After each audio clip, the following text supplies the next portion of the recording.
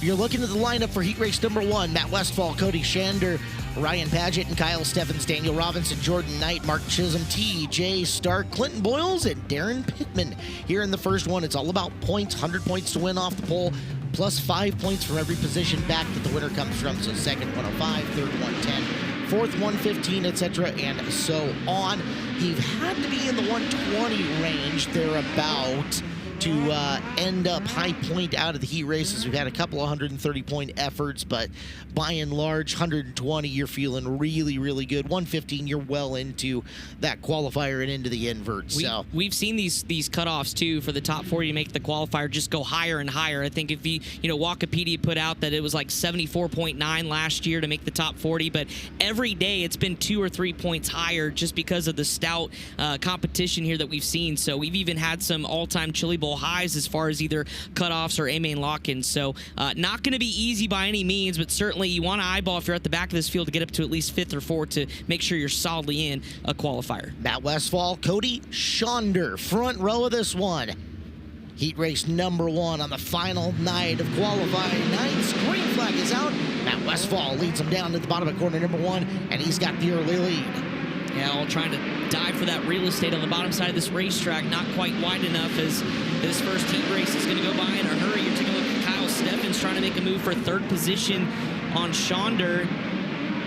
Makes the pass, works underneath, bringing one with him in the form of the 57R of Daniel Robinson. Clinton Boyles is the first guy to escape that back row. He's brought Pittman with him, so both Boyles and Pittman on the move. And remember, Boyles said 4th is the target. Anything from there is gravy. He's getting close already. Yeah, he's got up 4 spots to 5th, and he's got plenty of time. Daniel Robinson opening up his entry. Let's ride on board with Clinton Boyles on the right side of your screen. Already caked with mud. Racetrack got a lot of juice in it. Up and over the berm there with the left side as he's got Darren Pittman, though, closing in for that position. Both these drivers trying to track down Daniel Robinson and Kyle Steffens. Robinson, the veteran, can be very hard to pass when he gets into defense mode. Robinson great about hitting his marks and making that car as wide as it needs to be as you're looking at positions 4, 5, and 6 in the early goings. Robinson, Boyles, and Pittman all looking for room, and we're down to 2 to go. Yeah, now it's got to be go time. Darren Pittman knows that he's trying to get up underneath Clinton Boyles in the Mattwood Racing 21. Pittman now will try that higher groove again. A lot of loose stuff, but there is some moisture up there if he can make it work. One more time around, he may have a shot here to go 2 for 1. Off the corner he does. Robinson gets contact from Boyles. Darren Pittman, how about that? Huge advantage off the corner as Robinson continues to try to survive and hang on. Matt Westphal easily goes 100 points, but how about Darren Pittman? 6 spots up to 4th from the back row. Big points for Darren, going 109. He'll be happy. Everybody else, it's scramble mode time. Westphal, Paget, and Steffens 1 through 3. And that really hurt Clinton Boyles, too. So, Chase Briscoe, talk about aggression and needing to find your way to the bottom. We kind of saw it there a little bit. Yeah, that's a tough spot for sure, especially being in Clinton's position. You started 9th. I think he was up there right around 5th. And, you're faster than the guy in front of you. And you don't know if Pittman's behind you. And then, you get circled by Pittman, obviously, around the outside. And then the guy in front of you kind of messes up. And, we were just talking about how the heat races can change your whole night, right? Clinton went from easily being in a qualifier. He was going to be in the back, but it was not going to be good. And, not happy here. That's Daniel Robinson giving Clinton Boyles an earful. Of course, we saw that contact. Boyles had the rear bumper locked with his front bumper. Trying to read lips. Joe Boyles there, Clinton's dad. Just a conversation. But that's Chili Bowl. It's pretty frequent, if I use the word collision, that we see off turn 2 often. One guy a little bit faster than the other, and it doesn't take much to get out of sorts coming off the corner. You saw Clinton lift. He did not drive all the way through, right? He definitely could have spun him out if he wanted to, and that's the... and like Clinton was kind of saying there, Pittman was kind of pinching him down, and it's just I don't know, I felt like that was more of a racing deal than anything. Just an unfortunate set of circumstances for sure. Santino Ferrucci starts on the pole of this next one. To his outside, it's Ray Brewer. Row number 2, Dusty Young and Jim Schulenberg. Row 3, Jeb Sessoms and Jason McDougall. Chris Andrews inside row number 4. Jack Wagner right next to him. Then Josh Hodge and Logan Savey, the 2-time Chili Bowl champion, rolling out P10 here in heat race number 2. It's going to be fun to watch. And if you need confidence, certainly that camp with Kevin Swindell, they've got all the confidence in the world with those race cars. They've been really, really good. Blake Anderson up top with our heat race winner. Matt Westphal picks up heat race number 1. Matt, 6th career Chili Bowl heat race win. Do you think it's a little bit of a disadvantage to go out so early in heat number 1 from the pole to not really see how this track develops going into a qualifier? Yeah, because actually in hot laps, I didn't even get a lap because they got all the cars out there. It's so greasy. But there I stayed free, but I was a little free there, but I still felt pretty good. I think we'll be all right. The 2-time boss champion looking to lock into his 20th career prelim A-main later tonight, Caleb Hart. Blake Anderson with a TJ Forged pit report up top. Well, guys, AJ Foyt's driver up on the inside of row number 1. He's been pretty consistent coming back to this building each and every year. I'm kind of wondering, we need to get more IndyCar guys. We love the NASCAR flavor. We love the late model and sprint car flavor, but what do we need to do to get more IndyCar guys over here? I brought Connor Daly one time, and he flipped into turn 1 pretty big. And I think I saw a tweet. He said he was retired. Yeah, I saw him at the Colts game a couple weeks ago, and he said that he was still retired. Of note, scratch from the outside row, so official starting spot for CV is going to be 8th here in this. Ferrucci fires off at turn number 4. We're underway. Contact on the front straightaway, 1 in the fence. 2, 3 upside down. McDougall might have got that very tail end of it up there. He did. That started with inside row number 2. Dusty Young really flying the front end of his car up in the air, and then the chain reaction from there. Big break, I think, right there for Santino Ferrucci. I'm pretty confident that was going to get called back for jumping, and that should save him, I would think, from a road dockage as well. Jack Wagner, the other car involved, as they try to peel McDougall's car away from Dusty Young. A lot of impact to that fence. That fence has taken a beating. The front stretch has been brutal the last couple of days with just getting drivers caught up in it, but certainly some contact began that incident.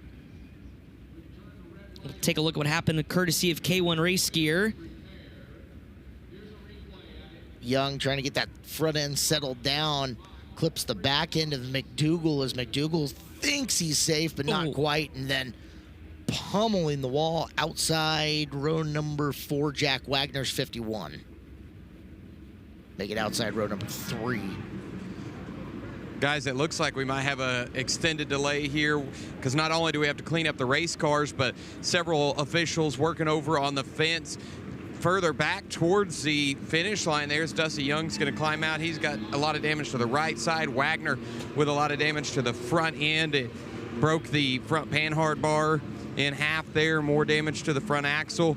And checking out McDougall's ride, he might have got the least amount of damage. And looks like we have some team members over here inspecting this. I think we went open red. There are team members at every car further back on the racetrack. Yeah, thank you, Brian. They just released some of the crew members out there. We did go red around the speedway, knowing that there is a little bit of a cleanup to the fence that needs to be done. As you take a look at the Wagner car getting pulled away, Eibach flip count updated, and there is the massive attention to the front straightaway chain link fence there between the K-rails. McDougall's car rolling, rolling. I'm not seeing a whole lot of damage to it, more so than what we could originally observe.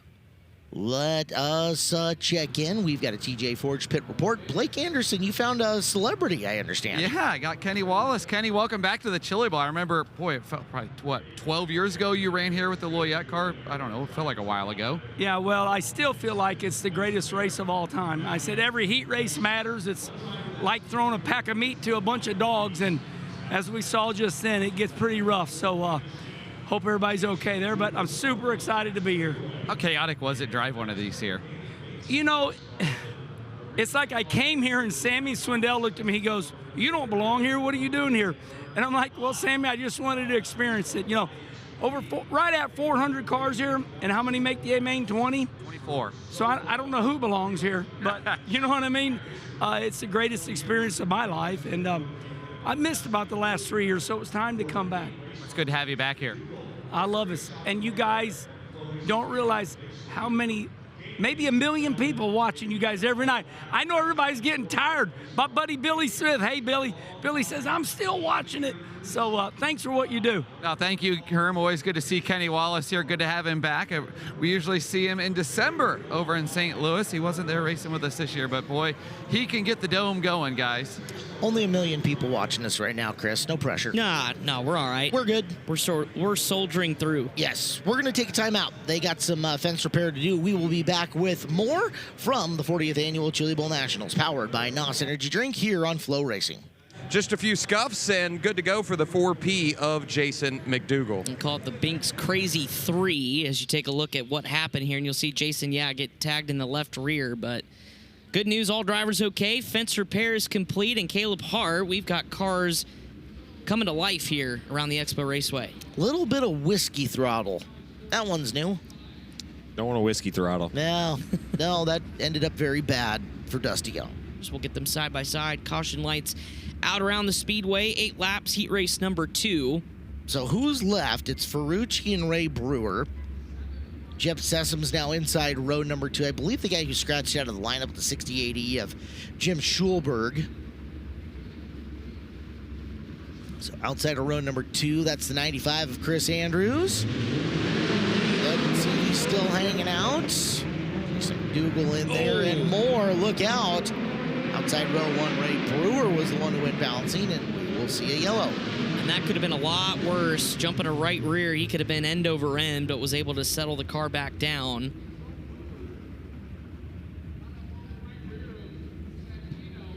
As a matter of fact, didn't Santino Ferrucci do that? Up and over a right rear a couple of years ago. This time he got hit in the right rear.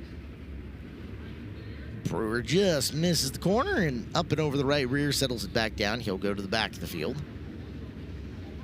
Herky-jerky start to this one. We haven't even made 2 corners. It's been a wild start to the night. Just fence repair. We got a fight almost on the ramp in the first heat race and one Friday at the bowl.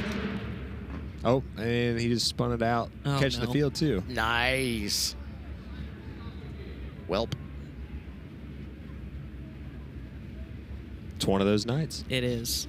Oh, let's hope not. No. No. No, don't say that Don't yet. bring that juju onto us, Jace. This is... Don't be all right. Just get her going here. Coming in tonight, who are you looking forward to watching? Yeah. I always love watching Pittman. I mean, Pittman's just fun to watch race. And then, Logan Seavey is one of my really good buddies, so I always enjoy, watching Logan just run around this place. It's, one of those things that you can just watch and learn, just watching Logan, just how he, works the racetrack and works through traffic. So those are the 2 guys that on Friday night I always think of. Any surprises you thought maybe throughout the week that you're like, man, I didn't expect that? What's his name? Driving for Swindell. Jet Barnes. Yeah, Jet Barnes. That was fun to watch and impressive. And honestly, too, I would say Kobe Copeland and Bernal. I mean, those cars are always good. They're great race car drivers. But just, I guess I don't realize how much they race throughout the year, but they just always impress me how good they are in this building. Yeah. Colby probably doesn't get as many nights as you would think, because every Friday night he's committed to being somewhere, right? Right. But Burnell, man, that guy will run anything, anytime. He's got as busy a schedule as anybody in California. Green flag out. Chris Andrews now. Wow, Andrews originally scheduled for 7th and up to 2nd. Korea's bidding for the lead. Yes. Ferrucci gets away with lap 1. Andrews settling into 2nd. Sessom's there in 3rd. Here comes Logie to the inside of Jeb, up and over the berm. Jason McDougal trying to capitalize, getting to the inside of the 2-time Chili Bowl champ. Seavey lining up. Sessom's coming out of the corner, accelerates forward. Sessom's gets the half groove lower, but opens it up to the inside in 1 and 2. Once again, Seavey on the attack. Just Seavey down low, side by side to the line, get him 3rd. Andrews right ahead of him in 2nd as Sessom's back to the low side, can't get the pass. Logan secures the 3rd spot. Now, a little less less than half of the heat race left. On the move, trying to take second away. Yeah, right now up 8-3, so 111 for Logan Seavey. Wants a little bit more, knowing what's to come later on in these heat races. Trying to tee up Chris Andrews here with 2 laps to go. Andrews starting to run kind of that middle groove as you see the bottom side start to change color as the moisture gets worked in and higher. There comes Logan Seavey, this time white flag, looking for second. And Logan gets the advantage off of turn number 2, takes second, 8-2, 123, but 1-1. Solid heat race for IndyCar's Santino Ferrucci in heat race number 2. Pass for Seavey, the difference between 123 and 111. 123 going to be high point score and will probably hold for a good little while. 111 last night would have put you 3-4 rows, Yeah, or 6-7 maybe in points. somewhere around there. Joins some of those like Tony Stewart, Mario Andretti, just trying to run just about anything and everything, right? A gasser that can come in this building and take the challenge of a new discipline. And speaking of which, Chris Moore, you are with Santino Ferrucci, an impressive heat race win. Yeah, and a happy gang here right now. Santino, part of all the joy just being so much polar opposite from last year. Man, this is for AJ. Happy birthday to my boss. He's 91 today. Shit, I think he'd whoop my ass if I didn't win this thing from pole. So, and hats off to all the Abacus boys, Webco Tube, my first heat race win. Hell yeah, this is a big difference from last year. So let's go get some, let's go eat some mud in this qualifier and try and stick this thing in the A main. I was going to say, how confident are you feeling right now? Car looked really, really good, and Chase Briscoe pointed out your lap time as soon as Seavey got behind you was right there pretty tight with him. Yeah, my trick with this car is it's so hard for me to be damn consistent. If I can just keep putting it together, I can drive the equipment, and yeah, man, I'm static. I think we can do it. I just got to not get ahead of myself, get too excited like I am right now. But yeah, happy birthday, boss. That one's for you. There you go, guys. Santino Ferrucci, all smiles here, the Abacus Racing gang. I was fine with Kenny Wallace saying there's a million people watching. Yeah. If AJ Foyt's watching, Oh, now now I'm you're getting nervous. a little, yeah. Now I'm getting a little nervous. Hayden Reinbold and again, Chris. He's a nervous wreck. Connor over here. Wakeham. Thank you. Brody Graham and Zach Bowden, Josh Mose, Reese Moran, Ace McCarthy, Larry Brady, and Justin Grant making up your 9. Racetrack is looking very passable out there. You can make some moves. So Grant buried in 9th, but we'll see how quick he can carve through this field. The interesting thing tonight, too, is there's so many good cars starting in that 4th or 5th row that, these guys know that they're going to be racing Logan Seavey. They're going to be racing Justin Grant, so they're doing everything they can in these heats to just even stay close to them in points. Reinbold has the controls of heat race number 3, and we're green off the corner. Down into 1 and 2, 3 wide there, keeping an eye on Justin Grant, able to get around at least 1, maybe 2. Ace McCarthy there as well as Reinbold leads lap number 1, and then it's a gaggle from 3rd on back. Zach Bowden, Brody Graham, the rookie, and Josh Most. Here comes Grant, already dispatches of Ace McCarthy in the Tanner Thorson 88. Next up on the list is Josh Most for position number 5. There he goes to 5th. Next up is Zach Bowden. That 87 absolutely just snug around the racetrack. Making it really easy on him. They continue to push wide going into the corner. Grant taking the short way around the racetrack. And he's got that car stuck. Look how well that got into 3 and powered off a 4. Justin Grant now on the hunt. He is 4th ahead of him. Graham and Wakeham battling for position coming off the turn, and Grant right on him. Oh, that could have been dangerous there as the 55 nearly got upside down of Wakeham. Settles it back in. Here comes Justin Grant, going to tee him up on the inside in 3 and 4. He'll try to fight around the outside. Nothing there. 2 to go. Justin Grant, 9-3. Front straightaway wall kiss down into the corner again. Watch him, shows the nose, gets in as McCarthy making a pass. Washing wide is the 55 of Wakeham. As we're down to 1 to go, Reinbold will win this. Can Grant get one more spot? Good job holding him off by Graham. So Grant 9-2-3. Put him right up there in the points as that's worth 116. As Reinbold gets the win, Graham with 98, McCarthy with 94. Top 4 with some pretty good scores. Yeah, absolutely. Welcome back to FloRacing's live coverage of the Chili Bowl Midget Nationals, powered by NOS Energy Drink. Hayden Reinbold, winner, heat race number 3. Hayden, I feel like this past year you raced more than ever between USAC's National Sprint Car Tour and National Midget Tour, 11th in points. You finally got a win at Eldora. Do you feel like this is the best prepared at the Chili Bowl you've ever been? Yeah, for sure. Confidence is at all-time high for sure. I mean, just for our cars have gotten better and better throughout the week, and we've been figuring stuff out. So I feel like our cars are really fast right now, and hopefully I can just win the qualifier and start in like that top 6 area for the feature. Guys, he just picked up his 2nd career Chili Bowl heat race win, looking to lock into his 3rd prelim main event. Thank you, Blake. Heat race number 4 out on the racetrack. Casey Burkham, on the front row alongside Melissa Perkins, Jack Berger, and Andrew Felker outside of row number 2. Billy Weiss and Ryan Bickett in row 3. Frankie Guarini, Justin Bates in 4. And your 9th and final starter, Aiden Gatewood in the 37. Felker getting stuck on the outside of row number 2 here is going to be interesting. We know how much he likes the low groove of the racetrack. They can string him up there for a bit, force him to be uncomfortable. That'll give the guys around him a better opportunity, but Felker really, really good in this building. If he can get to the bottom and start picking him off, whole different subject. Yeah, I think Frankie Guarini has a shot here, too, to make some noise in the 63 inside of row 3. Prelim A main starter a year ago. Green flag is in the air for heat race number 4. Felker, well, there he goes, actually sandwiched in the middle there for a minute. Now we use the high groove, trying to get around the 19. We'll go outside in, looking for 2nd. Lap 1 in the books, though, and it's all Casey Burkham. Guarini had a chance to continue to make Felker really uncomfortable by getting his nose further in on the bottom. Andrew's now gotten downstairs on this racetrack, and he is pursuing 2nd place Berger. He's going to swing to the high side. Makes the pass down the back straightaway, so Felker's got 2nd.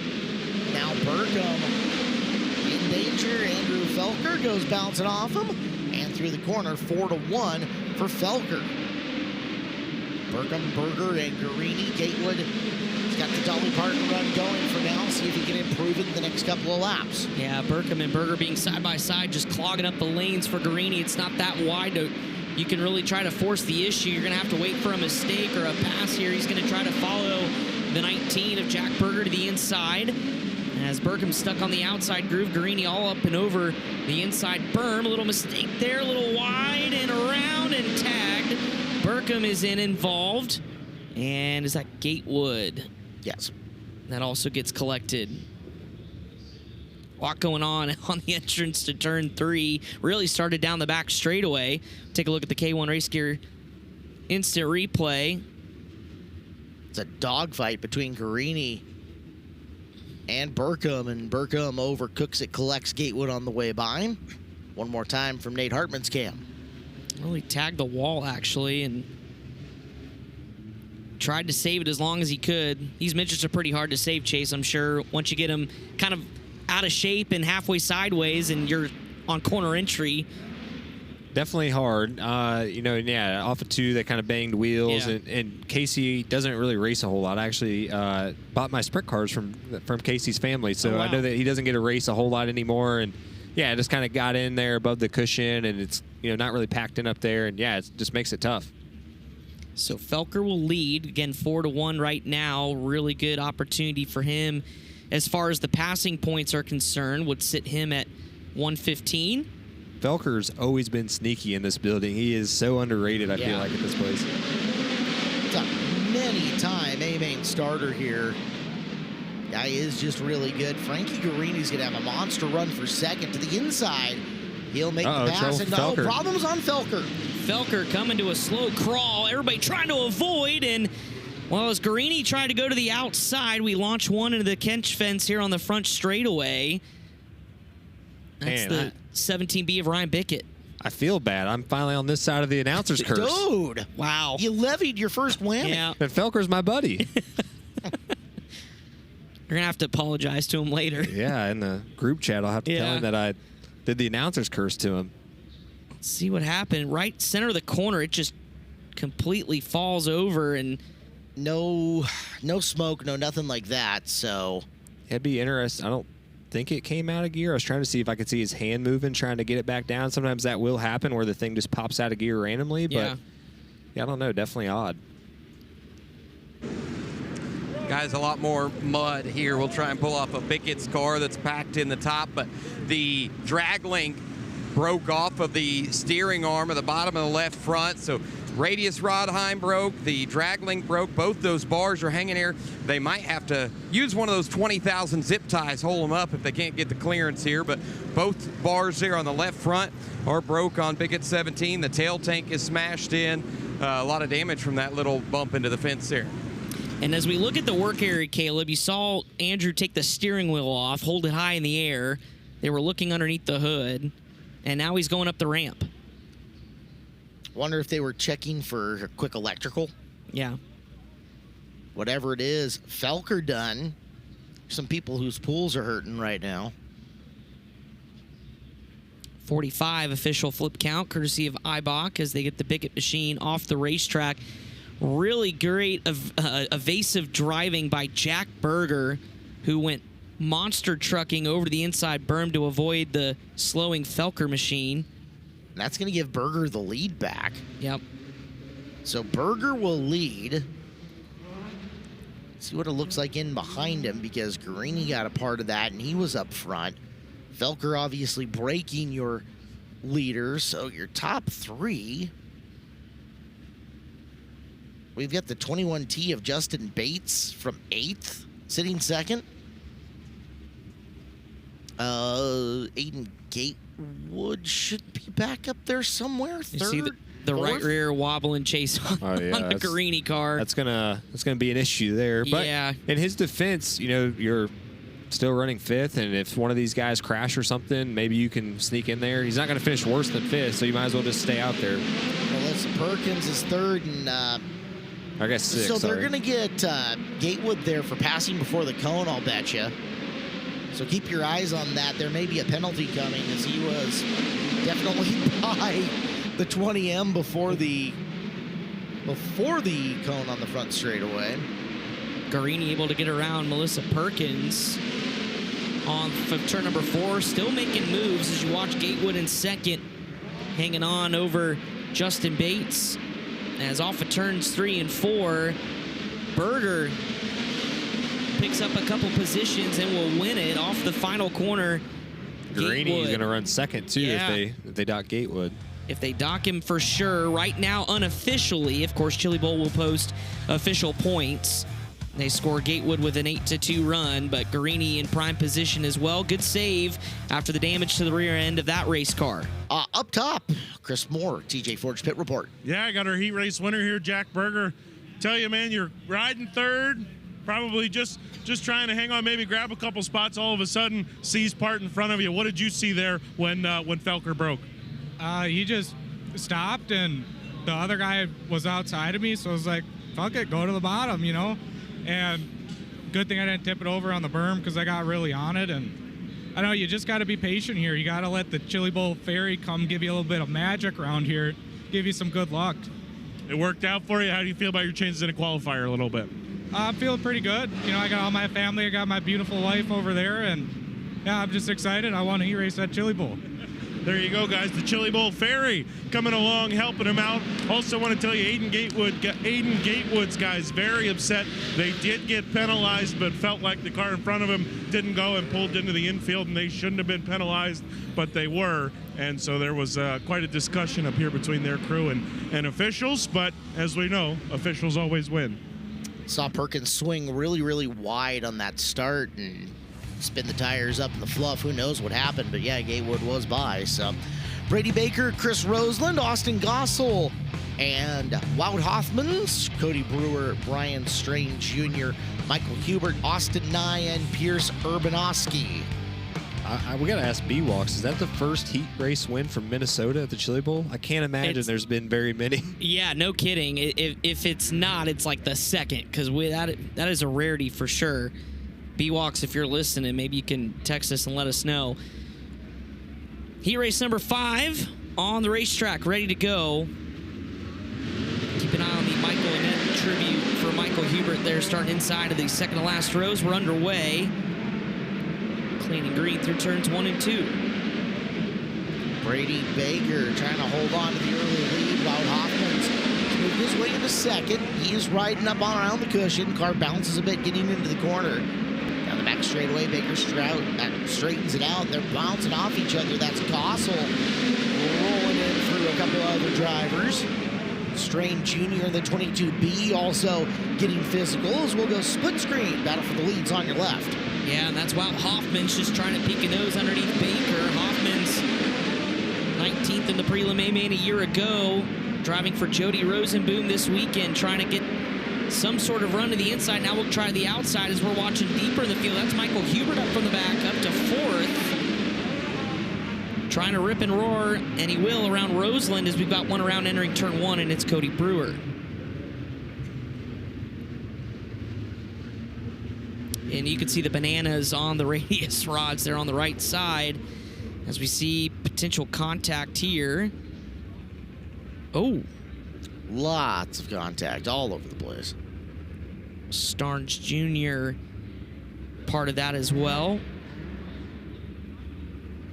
So from the question and answer department here, Chase, coming in, somebody asked me, hey, can you guys explain to me why these midgets stall out so easy compared to other cars? I'll defer to you. You're the driver. You're the expert. Why is it we see so much of that? Yeah, I'm the driver, but I'm not the mechanic. So I'm not the best. But, yeah, just a lot of compression in these motors. And, you know, sometimes missing a wreck or whatever, you gotta slow down. And the other thing about midgets, you know, I've been guilty of doing this myself here. You know, a lot of the time now that they've started using titanium brakes, the brakes are so good that you can literally shut the motor off getting into the corner. And I've done that here where you go into the corner, you're trying to hit the bottom, and, yeah, it literally shuts the motor off, and then the thing has so much compression that it won't roll back over. So you just see that happen a lot, you know, especially here and tracks that are kind of tighter. You know, you don't normally see them stalling at Eldora or something like that, but on the small little tracks, you know, you have that happen a lot. People forget that even though this is a bigger car than a micro sprint, you're looking at a 70-inch wheelbase as opposed to 62, 60 there. So it's still a small car overall, but a very big car for this course. Yeah, for sure. It's deceiving in here. You know, this is a very, very small track still for midgets. You know, anywhere outdoors, almost all, I would say 80% of them that a midget's going to race on are bigger than the Chili Bowl. So, yeah, this is still a small track. Lights out around the speedway. Brady Baker, Wout Hoffmans, and Michael Hubert up 7-3 now as we're back underway. And there's a case of that wheel stand, and hello and goodbye, Wout Hoffmans. But Michael Hubert's going to join this as well. Michael Hubert, a 7-1, would score top point here if he can get there. Having to wrestle that thing around, unfortunately, in front of him. Brady Baker, best defense, might be taking up the entirety of the racetrack. No kidding, trying to settle it down. Hoffman's a little bit out of shape off the corner, is going to bring these two back into the race for the lead, as Michael Hubert told me earlier this week he was going to send it. Had a lot of regrets last year at the Chili Bowl. Didn't feel like he was aggressive enough. He's being aggressive now. Yeah, no kidding. He's now 4 in the fluff off of turn number 2, trying to find a way around the 3-lane wide Baker car, and he'll finally do it here at the white flag lap. Checkered is out. And 7-2 for Michael Hubert. Wout Hoffmans gets the win. 115, 118. Good points days for both of those drivers. Will be well into a qualifier. Heat race number 6. Quickly down and onto the racetrack, getting ready to be fired off. Hot Sauce, Gio Selzy in the Chili's livery, running for KKM in the 71C on the front row. Alongside of him, Michael Facinto out of Hanford, California. Rylan Gray and Ronnie Gardner in row number 2. Reigning NASCAR Riley Auto Parts champion Jesse Love and Glenn Stires in row number 3. Josh Hawkins, Terry Nichols in 4. Dalton Canfield coming from the rear, starting 9th. This is a really good heat race lineup.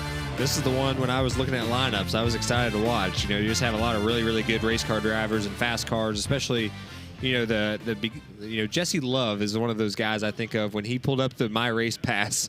Yeah. He was not happy. Yeah, oh, for sure. Well, TJ Ford's pit report. Blake is ready to go. Wout Hoffman's heat race winner, 4th, the first to pick up the heat race. That's got to feel good as you're trying to get back to a prelim A-Main for the 2nd time in a row. 4th, the first, and how about getting to the lead there? I felt like I had a leader taking up a lot of space. How do you find space to get by? Yeah, it's really hard when a track is as narrow as it is, so just got to be patient, and you can't get yourself in trouble here. 4-2 would have been better than crashing, so glad I got the win there. Johnny and Jody really got this thing going good. So I'm excited for what the rest of the night's going to bring. And I want to say hi to my family watching back home, my sister, her boyfriend, all the guys from Kanye Sport watching in New Zealand. So I'm excited for the qualifier and see what we can do here. Wow, Hoffman picked up a G-main in 2024, guys. And I got a little update on Andrew Felker. They broke a shaft over the PA here in the pit area. They've been calling for Eric Stanton to their pit area from Stanton Engines. Winged 410 season this year. You can watch live on FloRacing. What a cool opportunity for Spire and Jeff Dickerson to have kind of the development program in wing sprint car racing. I think Terry Nichols is scratched out of this, just FYI. Okay. So we're down to 8 cars. As be a fun front couple of rows to watch with Gio Scelzi and Michael Facinto leading the field of green in 1 and 2. It's a nice looking run for Gardner on the outside as he'll push that car into 3rd. Now he's after Facinto, and guys, this is going to be great. Look at your top 4 at the moment. As, we got one up and in the wall and over. Adding to the iBox Springs flip count down the front straightaway, and we'll have to try it again, as that was the ADS of Josh Hawkins. Barrel rolled it big time. You mentioned a great start there for the top 3 to at least pull away a little bit. Rylan Gray falling back to 5th, and then this absolute massive barrel roll. The velocity, take a look at the replay here coming at you. Little contact there deeper in the field. Is that Glenn Stiers possibly there that had the contact? I love how Kyle on lead cam caught that out of the corner of his eye and went back to it. Nice shot, buddy. As here's from the turn 1 look, and you saw contact from Stiers and Hawkins, and that's what started it. And there's your finish. Well, that's the good news. Hawkins out of the race cars. They put the hook on the front end. One of a couple cars out of the stable we've seen here at the Chili Bowl is our flip count up to 46. Saw Brian Ward's at the scene. Brian, whenever you're ready, I know there's a pretty significant front end damage, but the good news is Hawkins is okay. Yeah, up on the hook here. Josh looks like coming a little bit high out of corner number 4, get into that fence, and it sends you for the ride. What did you see or feel? Well, what I felt was getting jammed. I couldn't tell who got into me. But, felt like he got jammed up into the fence there. Good to see you climb out and looking at the back of this, or at the front of this race car. You think you'll get it back together and come back out here later? Yeah. Well, we got a good crew, so we'll just get it back together. Sometimes you're the chili, sometimes you're the bowl here. Well, the bowl's going to go up and get stirred and fixed up for the comeback later on in the sub-main. I've heard bug in the windshield. Haven't heard chili in the bowl. I know. I was trying to figure out which one would be worse. Would you rather be the bowl or would you rather be the chili? I think there's a real easy answer to that I cannot go on to on public television. All right. Well, good news is we're racing, and Jesse Love around Ronnie Gardner. That's impressive here. Early in this one, Love up to 3rd, although you could just see nothing quite could hold on, but Jesse's going to keep his foot in it here and hold on to that 3rd position. Gardner back to 4th. It's still Scelzi, Facinto. Gardner lacking just a little bit of grip that he needed to get through and gone. Meanwhile, Love has gotten up to Facinto here, and if you can get past a former shootout winner and aiming starter in here, you're really up to something. This car looks really good. Straight away. Car looks really good. I know Blake Harris was super pumped about how this car turned out, what they felt in practice. Makes really good speed through the center of the corner. Needs to get a little more on exit. Half a car length behind Facinto, rim riding, setting him up. We're coming to the white flag, Chris Wilner. This could be a big last lap pass from Jesse Love as we're watching your leader, Giovanni Scelzi. Yeah, but you know you got the veteran Facinto ahead, probably using the video board, knowing where Jesse Love is riding. He's going to protect the bottom, make Love go all the way around. Jesse's going to try to get it off the floor by a nose. He's got it. Jesse Love, 5-2. 0.058. What a move. That was a hard-earned 5-2 in that one, too. That was a tough heat race. What a move for Jesse Love. Yeah, absolutely. He hasn't raced much at all, dirt-wise. take a look at how it happened one more time. And Love, by that much, over the veteran Michael Facento. Hadn't been at the Chili Bowl, Jesse, last couple of years. Really just one time, I think, in the last 3 or 4 years he was here. So cool to see Jesse Love have that kind of performance. With that, we'll go to commercial break. 108 points for Jesse Love in heat race number 7 coming up next here at the 40th Annual Chili Bowl Nationals, powered by NOS Energy Drink on FloRacing. Welcome back to the Chili Bowl Nationals, powered by NOS Energy Drink, here with Giovanni Scelzi, the winner of that last heat race. Gio, first of all, great to have you back at the Chili Bowl, running this Chili's car. The KKM cars kind of feel like they've been a little bit off this week. Even Keith kind of admitted that. Do you feel like you guys have found something here to put the KKM cars back in contention? If I can go in a circle and not hit anything in a midget, I'm happy. But cool to win something for Chili's at the Chili Bowl. This is cool. Starting the pole, you had to win the heat race. So I forget how much fun these things are to drive. So thank you, Spire. Thank you, Chili's, everyone that made this happen. It's a lot of fun so far. Hopefully it's more fun as the night goes on, man. Good luck. Thank you. There you go, guys. Repping the Chili's 7A1C with KKM. Giovanni Scelzi, a good run in his heat race. Yeah, and it's good to have Gio back. First start here at the Bowl since 2021. Did make an A-main start back in 2018 as well. Heat race number 7 on the racetrack. Mason Hannigan on the pole. This one out of Pittsboro, Indiana. Austin Wood to the outside in the 07W. Curtis Jones and Mario Speedwagon. Mario Klauser in row number 2. Tyler Edwards and Casey Schumann. That's a loaded row number 3. Tad Holloman, Brian Hubert in row 4. Carson Bolden rounding out your 9 starters. Excited to see what Schumann can do Yeah, here. the old Ron Schumann special. Yeah, Look at thing's that. awesome looking. That is, I'm sure, in the early contention for best appearing car here on Friday. Of course, you can vote on FloRacing.com. As we're lights out, getting ready to come to green. Heat race number 7 of 9 on Hard Rock qualifying night. Wood down the front straightaway into 1 and 2, side by side, but Austin Wood will have the advantage off of turn number 2. Tyler Edwards, I think that's him, that just got plugged, nearly put it in the fence off of turn number 2 to hold on to 3rd, but it's Austin Wood that leads lap 1. Contact between Edwards and Hannigan. Both of them drive away from it. Good news for both drivers as Wood trying to streak out and get away. Schumann in the 21 working up top, trying to dig in and close on Klauser. Super Mario in front by a couple of car lengths. Here comes Schumann, taking hard, trying to run him down. Running him down's one thing, got to make a move on him when you get to him, though. That gap doesn't change much. Both of them, though, closing up on Hannigan as this race gets long in the tooth. Everybody kind of using that, I guess, outer lane there in 1 and 2, kind of the middle. It starts to widen back out a little bit. As you watch your leader, Austin Wood, start to set sail, the rookie here at the Chili Bowl. Blake Anderson's one to watch from earlier. And yeah, doing well. Schumann changes lines. Goes to the low side in 3 and 4. Line change from Klauser. Here comes Casey dialing him up on the back straightaway. Yeah, Tyler Edwards running the top. Here comes Casey Schumann to the inside. White flag lap, though. He's got to have a monster couple of corners to get in contention for the pass here as the race for 4th is on, but off of 4. Easy one for Austin Wood, wire to wire. Off the front row. And a 105 points for Austin Wood. Biggest mover in that one, points getter as far as the points are concerned. Just look at your unofficial results in heat race number 7, and up the ramp they go. Thought I'd see a little more out of Tyler Edwards there in that one. Got shuffled back a little bit. I don't know if he just had a bad start or what, but yeah, definitely a guy that normally runs pretty good around the expo.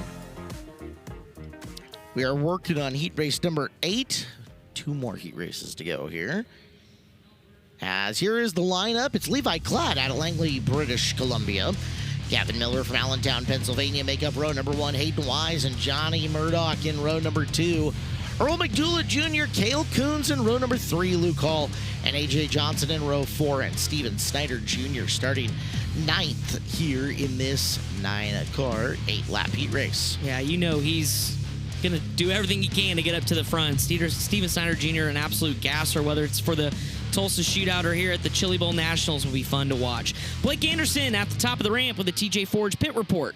Yeah, my one to watch, Austin Wood making me look good. Austin 2-1 there. The nerves high, first Chili Bowl? Yeah, just a little bit. I mean, there's kind of a decent amount of pressure just with our whole Matt Wood camp's really, really fast, and we had a great year last year. We're having a great year this year. Just, falling short just a little bit. We're still trying to figure some setup stuff out, but not a lot of pressure, no.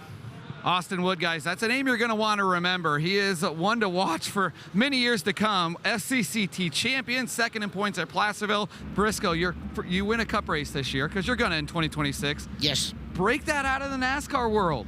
I'm trying to think how that would tie into Bass Pro Shops, though. Maybe you could get some maple syrup sold in Is there they something Indiana-based that you could work into it? I think gummy bears are made in Indiana. Yeah, gummy bears. Let's say milk's already taken, so off of 4. Heat race number 8 underway. We'll see what Levi can do from the point, as there's all sorts of trouble deep in this one. Saw Steven Snyder Jr. knife his way through a couple of cars here on the opening circuit. Johnny Murdoch stuck on there. 3 wide nearly for the lead. There goes Gavin Miller around the outside. The KKM 97 to the point. Gavin, real tough run down the back straightaway. Now it's Hayden Wise to the inside of Klatt. Klatt, rim riding. He likes it upstairs. He is a rim rider. Tries to get back down and gets caught out in the muddled middle through the corner, but gets off turn number 2 and holds that second position from Hayden. Wise getting the 94 wound up again. Has Jay Drake, Chili Bowl champ, on the wrenches for the 94 Motorsports team. She's been running full season of midgets this year. Trying to close back into Gavin Miller, Klatt there in the second position, who's doing a nice job. Everybody now starting to migrate to the top side of the racetrack. McDougall at 4. Snyder kind of stalled out at 5th right now as he tries to work forward. As we get a look, Gavin Miller, he was a lock-in last year. Looking for 105 points and a qualifier berth, although he really had that car cranked around to the left. As I don't think the setup is exactly perfect on the 97 yet. Well, it's good enough for this heat race for the runner-up in Extreme and Power I National Midget points this year, as Wise still working all over the back end of Klatt. White flag is out for your race leader, who's already off and down the back straightaway. As we watch this battle for second one final time, Miller off of 4 is going to win. Final time through 3 and 4 for the battle for second, and Klatt's going to hang on. Attaboy, Levi. I think he should still take a shot for second. I mean, you only got beat by a KKM car. Yeah, I think everybody watching, all Million and AJ Foyt want to see it. So. Right. He ran Miller hard there for that lap and a half that they were there, but great equipment underneath Gavin and a lot of talent as well, as he'll pick up 105. 91 and a half for Levi. Might get him to the invert of a qualifier, might not. It's typically a high cut on Friday night, so Steven Snyder to 4th, too, so 104, I think. Yep. That'll put him in for sure. There's kind of a clump of drivers around that 100 to 105 points range, as our 9th and final Chili Bowl heat race is down the ramp, Caleb Hart. Aiden Schmidt and Eric Weber, the front row. Cole Vanderheiden and Brody Roa. Jet Nunley, Donovan Peterson, Wesley Smith, Joe Worth, and David Gasper will be the 9 cars in the final Chili Bowl heat race of 2026. Sad, but we move through. Yes. A step even closer to tomorrow, where it is soup day all day. 9 a.m. Central is the current operating time for tomorrow morning's show. Let's check in up top with Chris Moore. Thank you, Caleb Hart. Got Gavin Miller, hero lock-in finisher from last year. Gavin, how confident are you feeling right now that you have a race car that you can repeat a lock-in and maybe get a prelim win? Yeah, I'm feeling pretty confident right now, thanks to the whole KKM camp. I'm just grateful to be here in this building. Not many people have the opportunity to do what I'm doing. So, I just it's all to those KKM guys. I mean, Phil, Spencer, Bo, they're doing a phenomenal job on my race car, and without them, I wouldn't be where I am. So, thank you. How much have you been paying attention this week to what the other KKM cars have been doing? And again, I talked to Gio earlier. It seems like you guys have been just climbing uphill a little bit so far this week. Yeah, just, watching the track, throughout the whole week. That's kind of why I planned on going on to Friday. So, just studying my, film and, watching to see what the other guys are doing and what I could do, what I could do better off of that. All right, there you go, guys. Gavin Miller trying to repeat a lock-in performance. Tonight's second in Power I standings this year in 2025. It means the qualifiers are going to be even tighter than ever now. Yes, sir. Which is good for us. They were pretty tight yesterday. I think the top 12 or top 13 were all like 6 points of each other. Top 8 was within like a point, weren't they? Like 3 at 116 and like 5 at 115 or something ridiculous like that. Here we go, Chris. Last heat race of Chili Bowl this year. Let's do it. It's going to be fun to watch as the front row are ready to rock and roll. Brody Roa trying to get some momentum on the outside. We're green and underway. Oh, man, big wheel stamp. That's going to come back as Weber's going to come to a stop there in the 48. Was Roa on the front row? Yes, outside the front row. So I think Weber may have requested the rear. When you request the rear, again, it's how you come to the initial green flag that starts your scoring. So Roa is not getting credit for fourth where he drew. He's going outside row number 1 for the scoring here. That's huge because that potentially gives up 115 to 105 as far as points, and we know how many drivers are in that 104-5 range. There's just a gaggle of them, right? It's going to make what the first and second rows of these qualifiers look like really interesting. Like, we've seen a lot of drivers, except for last night where we had such a high floor, but a lot of drivers, you know, a 100-point run, and we got a lot of 100-pointers, is inside row 2 of the qualifier, which is a nice, you know, add 105 to it, if you can get there. Yeah. Now, with the lack of a whole bunch coming in over the top of 100-point, might end up seeing them outside row 2. Potentially. It's possible. Wikipedia is the expert on that one. We'll let him figure that out. Keep it on Jet Nunley. They're on the inside of row number 3. Potential big mover here if he can go 5-1, 120s. We're underway. And a nice move from Brody Rora from the outside of the front row. Crossed over, got the lead for a minute, but Schmidt hikes the front end up, trying to battle the top spot away. Does it again. That car's got all sorts of bite. Hang on to her. Monster wheel stand out of Schmidt, but he got it settled down. Contact with Roa. Roa gathers it back together and drives as we've got him 4-3 out deep and side by side all over behind him. 3 wide entering the corner for 2 straight rows as they come out of corner number 2. Wow, Smith had to get out of the gas as Jet Nunley and the rest of the pack are coming through. Joe Wirth there in the 77 from the back row, now working on Jet Nunley for the 5th position. Is just ahead of Nunley there in the 14. You have Vanderheiden and Peterson side by side. Gasper trying to come from dead last and get involved in this as well. As everybody is trying to figure out where their race cars are happy and where they can have an open lane for a minute. It's pretty tricky right now, it seems like. Just trying to get the drive off the corners. You could just throw a blanket over these drivers from turn on back. Peterson finally gets clear of Vanderheiden. Nunley follows him through. They're almost 3 wide. Nunley into Peterson. Peterson into the wall and to a stop on the front straightaway. Got squeezed up there. You can see Nunley just had the back end hanging out, trying to get set up for the corner entry. And, yep, number 1 being shown from the 11X of Peterson. Here's what happened. The 2 kind of got hooked together. Off the turn, and it's the right rear into the left front of Peterson that polishes him off. Ran out of real estate, and Peterson was letting Jet know what he thinks of him. Just a kind of a racing deal, Chase, right? The corner exits, they narrow up, and once you make contact like that, you're kind of sucked in together. Yeah, once you make contact, it's definitely hard to get off of each other, but I think Jet probably could have left him a little more room there.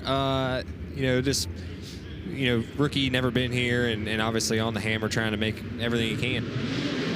Back to green. Nunley now 3rd. Green-white checkered restart coming. Roa 2nd. Aiden Schmidt looking to win the final race of Chili Bowl. Oh, big mistake there for Rora's going to open up the bottom for Jet Nunley. At the white flag lap, gets to 2nd. He wants the lead. As we get one up and over the bike, that was Vanderheiden. Roa sitting in the 3rd spot. Final time, Schmidt up the hill. Bottom side's open for Nunley. Can't get there. Rides the whip all the way down the front straight. That was a good way to end heat races. I like it. That was fun. Style points to Jet Nunley, but finishes 2nd with 108, 100 from the lead, or from the pole. to Aiden Schmidt. And that'll do it for Chili Bowl heat racing action here in the 40th running of the Chili Bowl Nationals, powered by NOS Energy Drink. We need to check in. We've got a TJ Forge pit report with Blake Anderson.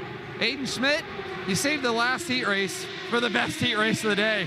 How much fun was that for you coming to the checkered? Oh, that was a blast. I mean, I could tell the last yellow wasn't going to do me any favors, but I kind of seen a little pressure and really kind of tried to turn up the wick. But no, it was a blast. The car handles great. I can't thank Riley and Ron and Devin, everybody who, Matt, everybody does a heck of a job in that pit. Nicole, she does great. Can't thank my dad and my buddy Chance, everybody who gets me out here. And, you know, I wouldn't be able to do it without these guys. Aiden Schmidt makes some spot 410 starts throughout the year around the Midwest. And another thing, guys, the Chili Bowl 50-50, half goes to the winner, half goes to the Donnie Ray Crawford Foundation. Right now, that pot over $140,000, which means Caleb Hart's taking 70 grand home when he wins. Well, we got some guys who are looking to improve their race nights coming up here. It's D-Feature time. 10 laps. Top 2 cars are moving forward. Josh Most and Cole Vanderheiden will be on the front row of this. Ray Brewer, Josh Hawkins, Ryan Bickett, Dusty Young, Brian Hubert, Jordan Knight, Cody Brewer, Donovan Peterson, Terry Nichols, and Jim Schulenberg are our 12. And we'll have to check, make sure everybody made the call, because a lot of these racers took some tumbles and some incidents early on in heat races that put him back here in these deep features. Again, 83 cars here tonight. First of all, Tyler, too, the fact that, you know, we set a new Chili Bowl record with official entries, 387. Insane. And I feel like there was a lot of cars here when I showed up here in 2011, and there just keep showing up more and more each year. Unbelievable. First D feature underway, as we'll lock in 2 that'll tag the back of C feature number 1 in just a little bit, and they're already off and rolling between Most and Cole Vanderheiden. Vanderheiden in that purple and black 15V falling back to second, as lap number 1 goes to Most. Vanderheiden's the one that I said looked like the torpedo coming off the berm in that very last heat race. It's a quick turnaround for him. Settle down, guys. Long race. Cody Brewer got down into the berm, figured it back out. Onto the racing surface. The guy on the move looks like the 1P of Terry Nichols. Nichols missed his heat race. I remember that. He started to pick his way forward quite nicely in this as he's working to the inside on Peterson, who just ended up Harvey Wallbanger in the last one. And, well, just like that, Nichols loses 3 spots going into turn 1, and I'm done talking about drivers for... announcer's curse, so you call that, right? Man, the old commentator's curse. Got one spinning out over there. And that's going to be Pierce Urbanowski. Yes. Who is the one who started everything out on my terrible, terrible run on the practice day. No, not Urbanowski. He's not out there. Should be Hubert, the 19H. Gotcha.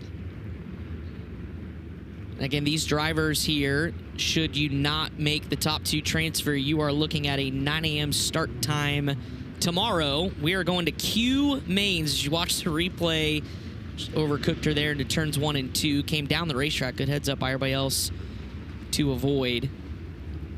Tyler, I remember when, like, K and L mains were deep. We're in Q's, bud. Yeah, it's insane, and I don't see it slowing down anytime soon. Well, we showed up here right after like the first heat race, and I have never parked so far away from the expo building. Yes. I know there's a wrestling tournament going on as well, but still, and that happens every year. I have never had to park that far away. It was insane, and it's not going to get any smaller. No. Like, I know we can't really fit many more people in the stands, if any, but people are going to still keep buying pit passes. Absolutely. So it's going to keep growing. It makes sense. We're going to need somebody to build us a bigger building. Yeah. Can they just add on a little bit? Surely. I'm surprised that conversation hasn't been had. Or maybe it has, and we just don't know. But why not add it on? 446,000 square feet here. Why not add a few more? Yeah. Knock the walls down and put up a retractable roof. Yeah, when they build this building, they're like, oh, that'll be plenty, right? Yeah. And to be fair, in most cases, it is plenty. Yes. But I don't think anybody ever probably dreamed that the Chili Bowl would grow into the event that it is today. Well, we're putting 10,000 people in the stands. We're probably putting another 10,000 people in the pit area. Yes. Right? On top of all of the equipment and the haulers and Yeah, support staff and everybody else who's got to come in, because frankly, everybody who's upstairs working a trade show, working a food stand, etc., they got to come in and park also, right? We'll find a way. I mean, we're on the heels of the biggest Tulsa shootout ever, 1,100 cars and 2,000 entries. I remember being at the first Tulsa shootout that there was over 1,000 entries, and that was like groundbreaking. And 1,502 race cars between the 2 weekends. That's crazy. And people wonder about the health of our sport. I was about to say. Yeah, I think we're doing okay. Yes. So 6 to go still. Again, looking for the top 2 to move on. That's highlighted by the gold highlighted on the position there on the top ticker, as Most and Vander Heiden will lead them back under the green flag. And right to move on as everybody able to go around the racetrack. Not a lot of rework as far as the racetrack. Very similar to what we've seen the last 2 days. These drivers able to, especially Cole Vander Heiden, who's in one of the last heat races, able to maybe use some notes, trying to fend off the Josh Hawkins machine, who was, again, upside down in a big way in his heat race. Said they got it put back together. It's been one of the subtle changes over the course of these weeks is the less major swings on track prep. Yeah, they haven't had to do much, which I think just speaks to the preparedness that they've had, going into the night, and just being able to go out and touch it up here and there versus a complete knockdown, drag out, full rework. The left side panel on the Ryan Biggett machine just out waving to win. We got a hood that's about to fly off too as well. We got body panels flying all over the place here. That's the car on the outside of Peterson, who's got some body work coming apart. But Josh Most at the front of the field will come around and lead this one wire-to-wire. Checkered flag out from Terry Maddox. Josh Most and Cole Vander Heiden will move on to the back of C Feature number 1. The rest will have an early start tomorrow morning. Well, D-Main number 2 is due out next. Another bunch of drivers who had some problems in their heats, including Andrew Felker. Engine issues on the 11. We'll see if they've gotten anything solved on that. AJ Johnson scheduled to go to his outside. Mark Chisholm and Tad Holloman. Zach Bowden, Larry Brady, Eric Weber, Jack Wagner, Johnny Murdoch. It is Cody Schonder and Billy Weiss. 11 cars coming out for 10 laps. We'll check in up top. It's a TJ Forge pit report with Chris Moore. Yeah, thank you, Caleb. Got Josh Most here, the winner of D number 1. Looked like the car was a lot more drivable for you in that D feature than it was in the heat race. Was that the case? And do you think now you can parlay it into some more soup running here?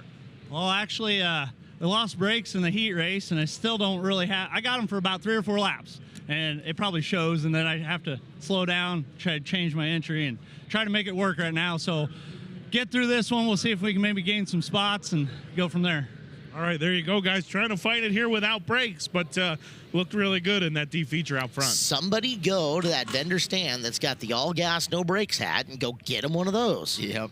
If you're a little too gripped up on the brake pedals or just brakes in general, it can bring you to a stop almost better than you need to. Chris Wilner, Andrew Felker, repairs made to the 11. Yes, repairs made. You heard the rod get pushed out of that thing from our report from the top of the ramp, so we're able to diagnose that. Andrew Felker back in the lineup. Certainly a lot of people going to keep an eye on number 11 to maybe eat some soup on this Friday night in Tulsa, Oklahoma, as D feature number 2 is underway. Careful there to the 22 car of AJ Johnson. He got a whole lot of tire from Chisholm on the way down, and it shot him up towards the wall. Recovered and is okay for now. 1 and 2 on your opening lap. Felker and Chisholm with everybody else trying to run him down. Yeah, and that AJ Johnson car still running the top side there. He's going to skate it all the way up in the cushion, just leaving the door wide open for the drivers behind. You got Zach Bowden there, Tad Holloman as well, as Andrew Felker's got company. Chisholm wants the lead away from Andrew Felker. They're going to have to race it out. 3 and 4, contact with the right rear. Chisholm up and over. A wild ride for Chisholm, battling Andrew Felker for the lead. Contact with the right rear of Andrew Felker, and over goes Chisholm. That was big. Yeah, it was just Andrew trying to change lanes to protect himself, trying to lead, and I don't think he got Tension across. to the top of the ramp. We've got an unhappy driver. Yeah, I don't think Andrew got across there quite as quick as he thought he was going to, and just a tough deal there. Chisholm up and out of the race car. You can see now a look from Chase Schaefer in the damage as our Eibach flip count up to 47. Remember the rules, too. The Chili Bowl will allow for fighting. Yes. On the front straightaway, in front of everybody. Not necessarily glorify the fight, but you keep it out of... Oh, yeah. Oh, all right, boys. He just made his intentions known. He's waiting for Andrew at the top of the ramp. Ryan Ward is going to try to get a word with a very angry Mark Chisholm. Mark fighting there up front, contact with Felker. What did you see from your perspective? I got nothing to say. Guys, expresses us frustrations on the track. We'll see what happens up top. I think our parents always said if you have nothing nice to say, then Don't say nothing at all. Mm-hmm. So you can fight on the front straightaway. The big reasoning for this is they don't want it spilling out in the pit area and into other people's pits. As you get a look at the K1 Race Gear replay, it's harder to control the crowd and such up there, and we've seen that. You end up with people who just want to cause a problem sometimes coming in with probably had nothing to do with either of the drivers or teams, and Exactly. they just end up and yeah, that's why they don't think they really want fights anyway. But if you are going to do it on the front stretch. Right. Matt Ward And says it in surprisingly, every no driver's one's meeting. taken it. Matt Ward was telling me I'm going to give somebody $100 to do it. He was even like, do we need to get to the point where I'll give you a provisional A main start to do it? Yeah, one-on-one, hockey style, until somebody goes down, then they're going to break up the fight. Well, I'm sure there'll be a lot of attention after this one is over at the top of the ramp. Andrew Felker going to hold on to the lead. If you're Andrew Felker, what are you thinking? He's going to the top now. He is 1,000% going to the top now. Let's see if that's the case. Back under the green flag. Still plenty of time. 8 laps to go. And just like the opening start, A.J. Johnson just all the way up to the top. Almost shoots it back down the hill, trying to hold on to second. Using every square inch of this racetrack, it feels like. And Bowden's going to try to capitalize in that battle for the transfer. It's a line that's worked over the course of the bowl here. Is Bowden trying to get down low. We got a caution and a mess over here in the fourth corner. Eric Weber in the 48. Looks like the Schonder machine. And the 30 of Larry Bratty. 3 cars involved. Replay coming. Here's the K1 Race Gear instant replay from our BR Motorsports speed shot. And yeah, it's a gross feeling running last, almost last, and second from last. And hey, cool, didn't make any spots on that. Yeah, just not your night. Talking with Tyler Courtney down here in the Brian Kabinski broadcast booth. Being a part of the Chili's post-race show, you've been able to, with the guys, dissect each race night. Anything stick out to you about the racetrack that we've seen over the course of the last 4 evenings? I think it's been interesting the last 2 nights that we've gotten to a point where they're entering above the cushion on both ends of the racetrack. I think we started with Dason Pursley on Wednesday night, and those guys started doing it even earlier last night. Like, they definitely watched Dason do that and got up above it on entry on both ends. You know, for a while you can do the diamond. Once those guys start getting there on the bottom, though, a little bit, the diamond gets harder, but they're definitely, like, especially the guys who were struggling getting tight on the curb, they would go up above it just to try and, you know, create a lot more speed. And so I think we're going to get to that point here tonight as well. Like, there's definitely guys here tonight that are not scared to go for in the fluff. Question is it faster? Like, and it got really fatty, I guess is the word that I'm looking for. Everybody kind of wanted, Kyle did it, and it was fast last year. It was a very unique circumstance in which Kyle was fast on it last year. If they keep the curve like they had the last couple of nights, we're not going to get to the point where they're riding the wall like they did last year. But I think we can have the big juicy curve, but have it to where they can enter above it on the entry to the corners and still have a good race out of it where not everybody's riding the wall. Jack Wagner from the back. Remember, he was viciously whipped around upside down in that 51Z in his heat race. Now working around Zach Bowden. So Wagner up 5 positions to third, and Bowden around's going to clip a couple of cars, but he'll come to a stop. I hope that didn't ruin Wagner's run, because I think he saw that coming from a ways away. It just... And it unfortunately did. He's stopped over there in the top of one. I think it broke the whole suspension on the back there. He saw it coming. He was trying. He almost got by it. The front end of Bowden, 51 on 51 violence, takes out Wagner in the rear. Let's watch it again on the K1 Race Gear replay. Side by side down the back straightaway. Oh, come on. And yeah. Yeah, right there is all broken. It's a tough break for Wagner. Again, a massive impact to the front straightaway, had that lengthy fence repair. Front end of that race car was totaled, and, well, now the rear end is after that contact. You see as the factory 14 side-by-side gets him up on the hook. Was it Wagner that said sometimes you're the chili and sometimes you're the bull? I know. I'm trying to remember. I think it was. I think he's been the chili twice now, unfortunately. Okay, we asked Chase Briscoe. He goes, I don't know which one is better. You've heard, like, bug in the windshield, but chili or the bull? What would you rather be? I would assume you want to be the bull if he's been the chili twice tonight. There we go. Okay. Yeah. The chili gets eaten up. Yes. Yeah, the bull takes at least a little longer, right? Right. The bull survives, Yes. gets washed, and gets used again. Yeah. Felker, Johnson, 1, 2. Holloman now sits in the third spot in the D-main that never ends. Green flag continues. Up top, Andrew Felker is at least getting some valuable on-track time here, as he's going to have a chance to work on his race car pre-C2. Which he'll have 2 more laps and a couple more transfer spots in which to grab. I was going to say, and the fact that we've seen the trend that they don't do a ton really as far as a rework, you're going to build your notebook right now for every race you're going to be in. Valuable laps here for Andrew Felker, though, as we continue to watch Holloman try to run down Johnson for that runner-up spot and a trip to the back of the C feature number 2, but the lap's winding down, 2 to go as Felker begins to pull away.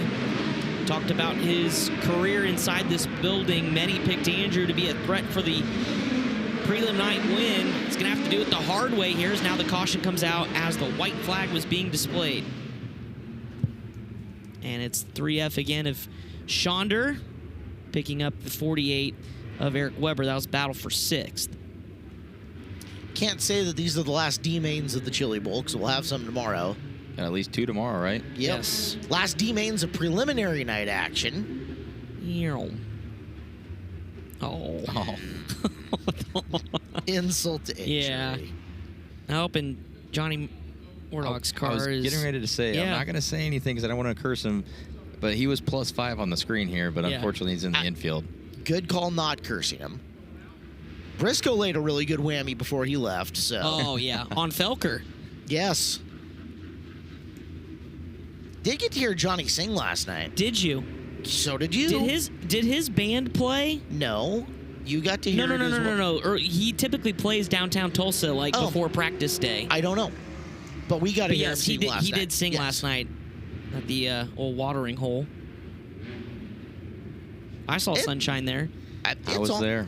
It's on. We should give him a little support to one of our businesses that's watching on. Hello, Sancha. Hello, Lenny's. That's right.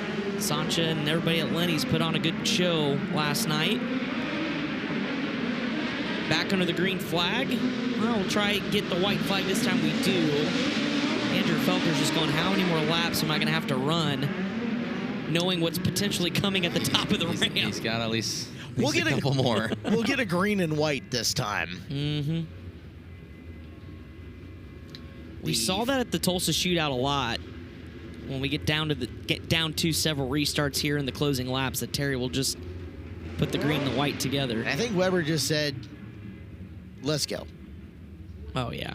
Like, I first saw him say, like, take me up. He's over it. You'll have that sometimes here.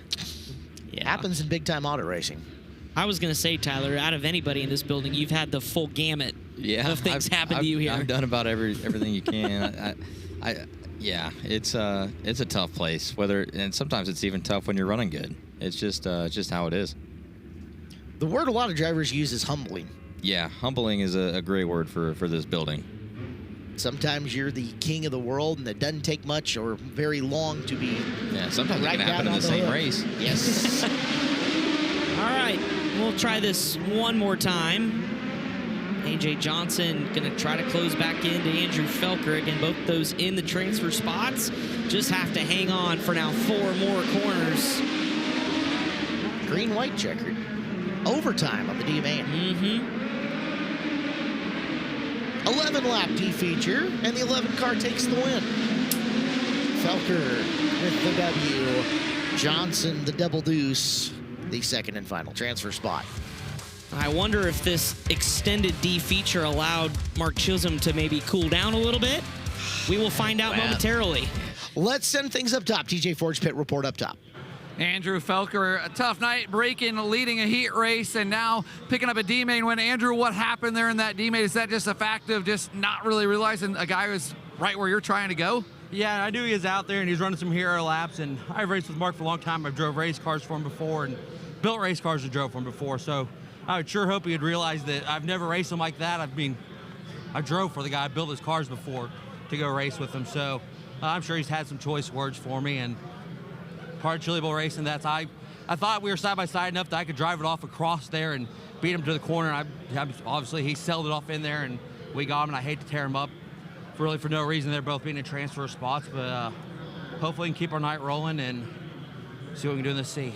Andrew Felker looking to eat a little soup, guys. It's quite hectic down here, but I think tension's pretty calm, actually. That's good to see. Now, he will have a pretty tight turnaround as we're going to go ahead and put our first C feature up on the racetrack. So adjustments will have to be quick for the Andrew Felker machine. As you look at C feature lineup for number 1 of the C features, David Gasper and Jason McDougall on the front row. Rylan Gray, Clinton Boyles in row number 2. Connor Wakeham and Casey Burkham in row number 3. Glenn Stiers and Ted. Tyler Edwards in 4.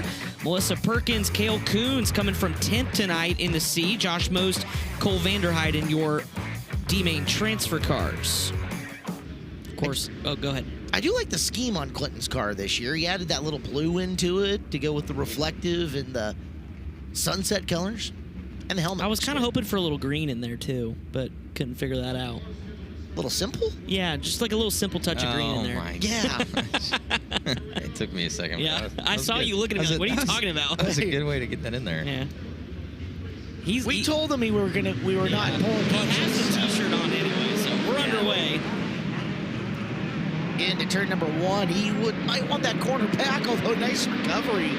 As McDougall sitting in second, it's Gasper, your leader, and Boyles, top to bottom, used up a lot of racetrack. Right now, he's to the inside of McDougall, making the bid to the lead. Let's ride on board on the right side of your screen with Clinton as the caution lights come out around the racetrack for an issue. Turns 1 and 2 in the 20M, coming to a stop of Melissa Perkins. Perkins, the Oak Hills, California driver, started inside row number 5 here. To the back of the pack she'll go. On the start of that, David Gasper taking a page out of Jet Nunley, counting the bulbs on the top of the SageNet Center. Had the front end up in the air. Good for selling t-shirts, not great for forward drive. No. McDougall there in the Dan Bink Special. The Mission Foods on the side. The 3-cylinder, the Crazy that's a 3-cylinder, right? Yeah. Teammates with Darren Nida this week. See what Jason can do. We know he's familiar with rallying up through the field. Yes, third highest, I guess, suit mover on Saturday. Back in 2021, he picked off 54 positions before it all ended in a hurry. Behind Yaley and Sammy, right? Yes. Back under the green flag. Gasper, McDougall, Boyles to the bottom of the racetrack in the challenge.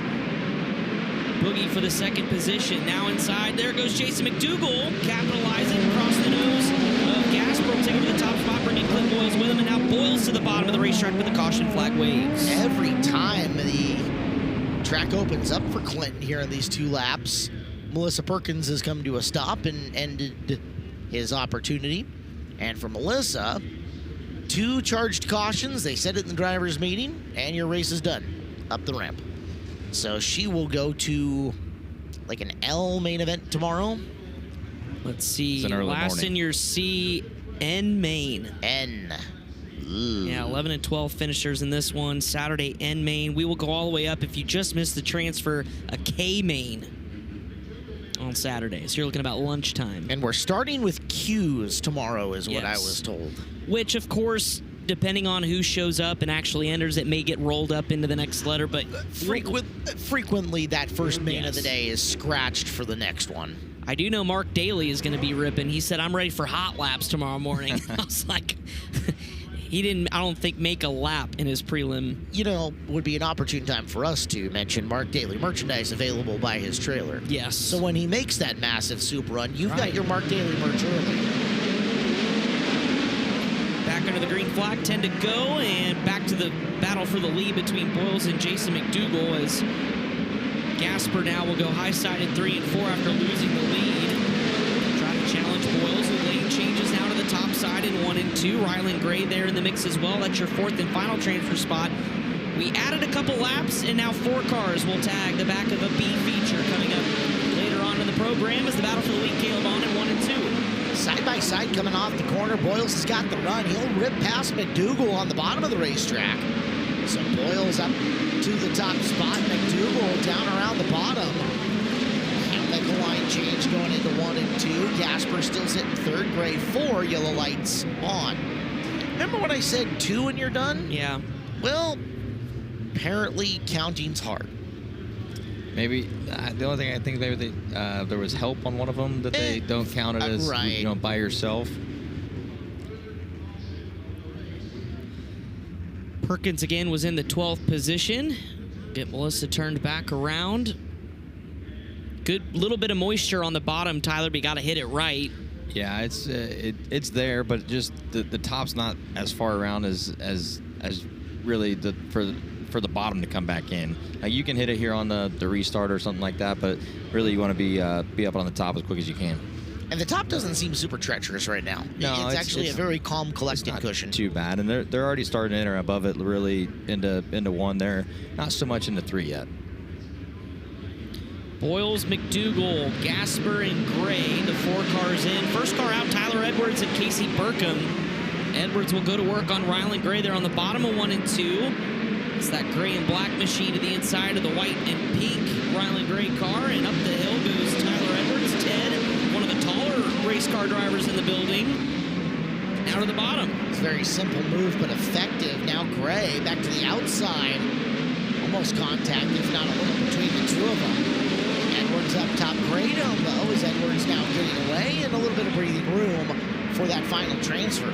Tyler, we talked about brakes. Rylan Gray, those things are hot and sparking. Clinton Boyles still your leader with 4 laps to go. McDougal and Gasper all around the outside of the racetrack. It's about a solid 8 car lengths back to Tyler Edwards in that 4th and final transfer spot. Boyles stretching here in the late going. Gasper close enough to McDougal that he can make something happen. See if he lines up a hero move on the last couple of laps. As it's just 2 more times around. Oh, big old little puff of smoke out of McDougal, and that 3-cylinder, and it may be more, as Tyler Edwards and Rylan Gray do get out for the final transfer spot. White flag is out, and now props for McDougal. Motor issue coming to the white flag for Jason McDougal, and the dam banks forward. I think that, yeah. Final time. Now Cale Coons into the 4th position. He was 2 cars out. Off of 4, Clinton Boyles moves on. Gasper, Edwards, and Cale Coons. Didn't talk about him. He was like 6th. But Clinton Boyles gets the win and moves on. A lot to digest there at the end. C feature number 2. Onto the racetrack, another 4 cars moving on to the B. Earl McDoulet Jr. and Luke Hall on the front row. Curtis Jones, Carson Bolden, Chris Roseland, and Reese Moran in row number 3. Daniel Robinson was fired up after his heat race. He'll start inside of row number 4 with Dalton Campfield. Brian Strain Jr., Pierce Urbanowski in row number 5 in your 2 D-main transfers. Andrew Felker and A.J. Johnson. See if Felker can get it rolling around the bottom. One of the things for him is that you know that Robinson's probably going to be down there in front of him, so he'll have to venture off it at some point in time. We'll check in up top with Chris Moore. Yeah, I got our boy Clinton Boyles here. Clinton, I know this isn't where you wanted to be, but tell me, you've been in the booth all week. How's the racetrack compared to what you've seen all week and how it feels out there? Yeah, 1 and 2, I don't really know what it's going to do because like the entry is really slick and wide with no apparent curb, but it's just like choppy in different places, so that's kind of tricky, just picking your entry point to get in right. And like 2 shortens up hard, and 3 and 4 is like got a nice curve all the way around it. That seems about par for the course. So 1 and 2 is a tricky one right now. They definitely got some moisture on the bottom, so that's going to come back in. These qualifiers probably be pretty good with guys being able to go back and forth. You think with the racetrack and the race car you have, you can get your way through the D? Yeah, well, we go from the D to the C. I'm sorry, get your way through the B. I'm in the C, so I'm going to go to the B now. And yeah, I don't know. Just you make me nervous, Clint. I'm sorry. Yeah, that happens. I make a lot of other drivers nervous, apparently. But yeah, we'll take it as it comes, one lap at a time, and just try to make positive laps and see if we can get there. All right, there you go. Caleb, I know you're rooting hard. Clinton got some work to do, but looks like he's got a race car to do it. You know, I would have said that he makes some other drivers green with envy, but... Oh. Here in C2, McDoulet, Hall, Jones, Bolden starting in and up front. Roseland and Moran. Moran looked really good earlier. He's got some car speed. That's a good piece for him and a good team as well. See what he can do coming from the outside to the third row. Brother's working on that car, right? Yeah, he is. Also, I saw Reese Moran's dog the other day out by the Rainbow Nut Butter booth. Yeah. It is a massive dog. It really? Is, like, oh, wow. If it's less than 200 pounds, I'd be impressed. All right. May not be a dog, maybe a horse. We don't know. It could be classified as a horse. One getting bounced around. It was Moran who started that. And now it is Urbanowski who finishes it in the 19U. Is his dog the big old St. Bernard? Big shaggy looking guy? I think it's technically a Great Dane, but okay. Dude, it's the biggest Great Dane I've ever seen, but it is a Great Dane. Oh, Moran coming down, and yeah, just the right side tires pummeling right into Urbanowski and around. And Pierce is getting out of the car. The North Richland Hills, Texas native. Several midget starts this year at Port City. Oh, may just take the ride back. Took a peek it's ever a good thing when the official's handing you pieces of things, right? No. Here comes the pick. Got to thank H&E Enterprises, helped with the side-by-sides here over the course of the week. And boy, those side-by-sides have been put to a lot of work between flips, spins, and broken race cars. Been a couple years since you were in the midget now? No, I ran last year. Did you? Yep. Okay. Yeah, I ran last year for Kyle Larson and Paul Silva. That's right. And, that's right. Yeah, we ran third on a prelim night, and I think I ran like 15th or something on Saturday. But I was just happy to make the feature just with right. my limited midget starts, these days. I was going to say, how much more difficult is it every year when you're more and more removed from this world? It's tough for sure, and the guys that run midgets full time, there keeps getting more of them, and they keep getting better too. So it's just tough. Green flag in the air. See feature number 2, McDoulet Jr. Luke Hall. Earl will have the whole shot off at turn number 2. Keep an eye on that outer lane as Carson Bolden trying to make something happen in the B2 car. Inside here, Curtis Jones battle for second. You know, one of the things is that it's slowing down out there pretty significantly, Chris. Oh, we're man. down in the 13s now for lap times, and Hall's going to stall it out over the top. Caution flag. Threw that slider in there with a ton of momentum and just nothing to catch him. Hopped up over and tagged the wall. Take a look at the replay here, courtesy K1 Race Gear. And ouch. Well, if you've got a big enough curb, maybe, Tyler, to catch you. He just sailed it right up, right up on over. Got up right over it. He also locked it up there, too, at the brakes that we were talking about earlier. So Hall will tag the tail of the field after starting outside of the front row. We'll move Curtis Jones up to second, Bolden third. Chris Roseland now in the hot seat. Yeah, I think Felker's up to 7th now with Luke Hall being out. Yep. So we'll be up 4 positions. Still has some work to do as we're back underway. Still plenty of time, 11 to go. That was Robinson going up to the high groove in turn number 1, trying to make something happen. Take a look. Yes, it is. Daniel Robinson is migrated up to the cushion, and Robinson making some progress. He's got that 4th and final transfer spot. Roseland trying to take it back with Felker on the way through. Felker and Moran bouncing off each other. Felker taking down low. He's trying to pass up Roseland side by side. The exit of turn 2. Give the spot to Felker for now, but Roseland, a lot of momentum. Gonna try to carry it through on the high side. Those guys battling, but they're both one spot out of a transfer spot. That was vintage vintage Felker there on the bottom there in 3 and 4. Change lanes to the top. As they'll continue to pull away now. Felker up a few positions. 1 spot out, up 6 spots, needs 1 more. As Andrew continues his march. We go back up towards the front. Bolden sitting second, setting sights on Earl McDougal Jr. for the race lead. They'll come around. It'll be 5 laps to go. Gap between these guys and back to 4th place Daniel Robinson, 1.1 seconds. So they're a little ways away as here's the battle. Felker down to the inside, slides through the corner, exits on the top, crossover from Robinson. Will it be enough going into 3? They'll trade moves. 3 cars wide. There's Moran. Thank you very much. 2 for 1. I'll let you. Oh, Moran up on the bike over the berm. Collects a little bit with Daniel Robinson. Robinson trying to get back after it here on the outside, but Felker skips away. A lot happened in that corner. Felker now in that 4th and final transfer spot. Moran trying to track him down, but 2 laps to go. Carson Bolden in that exchange took the lead. And has really put some distance on Earl McDougal at 1.2 seconds between the two of them as it's all going to be erased. It's AJ Bryan's, nope. Johnson who was running AJ Johnson, yeah. So let's bring them all back into each other. Bolden, McDougal, Jones, Felker, Moran, and Robinson. Moran, I really thought he had snookered him, and he had, and then just couldn't get the car in on one the way he needed to.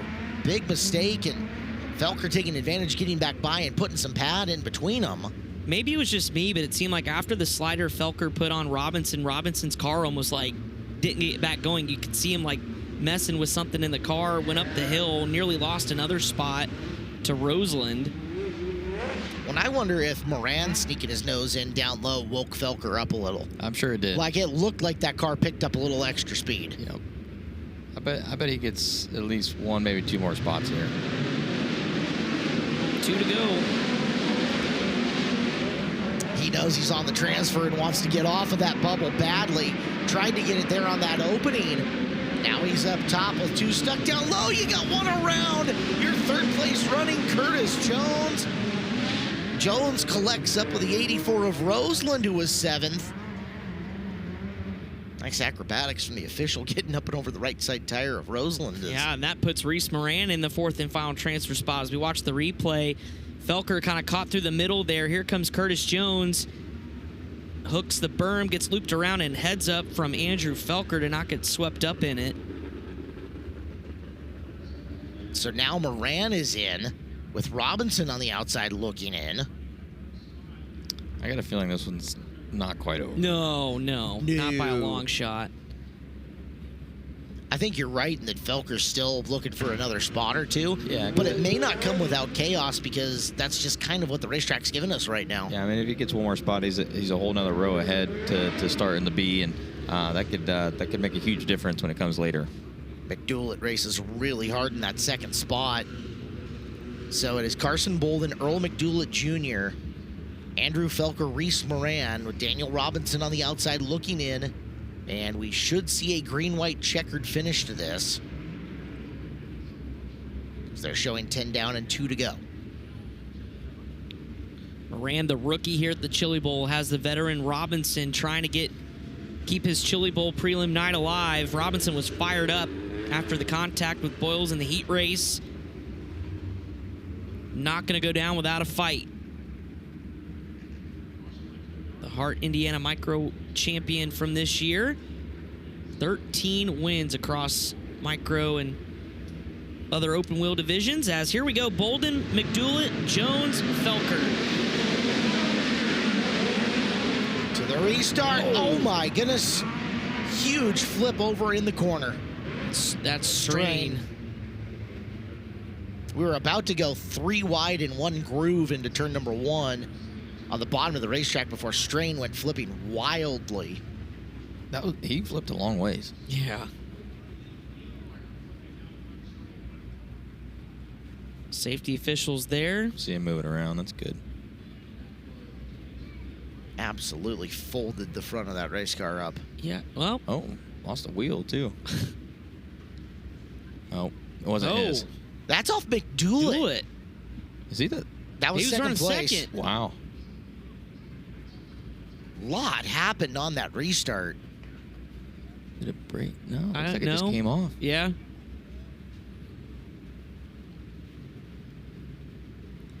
So left rear off on second place runner McDoulet will put Reese Moran up another spot. Daniel Robinson in as you watch this vicious replay. I would take a minute to get out of my race car after something like this. That was a good one. So we're watching the flip there, guys, and what I'm watching, look going into the bottom of turn number 1. Yeah, Felker. Exactly. And so Felker comes to a stop. He's going to lose that spot. Oh, no. McDoulet, who was in front of him, part of the flip from Felker, I think, is what took that left rear off. So much going on as you take a look at the updated IBOC flip count. The Sunshine, I had seen, and that's what I was watching. I was watching second enter into the corner. Yeah. Like, he was in. Felker had rotated the car super early to try to, maybe put it up on the berm and get by him. And then fourth, coming in through Moran, was also on the bottom, taking a really narrow entry to the bottom there. Something had to give, and we saw it. Watch it one more time. Look at the bottom of this corner, guys.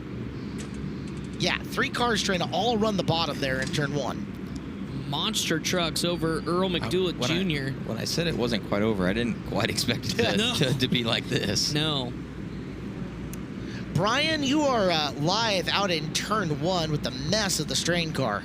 Yeah, they've had to put the car dolly underneath the backside. Now they're going to hook the front. Brian, a wild one there. Everyone kind of gets squeezed up together coming down the front straightaway. Glad to see you out of the race car. Tell me your perspective, what happened there? Oh, I just completely blew it. I was trying to get a run to try to get a transfer to try to save our weekend, but I don't know, I got on the gas too hard and I hit the straightaway wall, and that was about that. I really don't think I could have done much worse than that, to be honest with you, but I'd just like to thank everyone that came here and helped me, and it's a sad way to end our weekend. Ryan Strain making the right. And as I was going around turn 2, I noticed a wheel nut off a rear axle up against the wall near the Creek County signs at the top of turn number 2. We'll see if we can get an official to notice it. It is up there in the cushion, so probably not an issue to finish this one out, but debris from whoever lost that tire, the center nut came off, and it's laying up there in the cush. That's from Earl McDoulet Jr. Thank you, Brian. Great reporting. Just an extra layer of fun. Yeah. Well, after all that... Tucker's got, what, 2 laps to get 4 spots? Yeah, he's 8th. All right. Well, after all of that, you remember when Luke Hall stalled it out? Yes. Back in it. Hey, he's back to 4th. Never out of it. Keep at her, guys.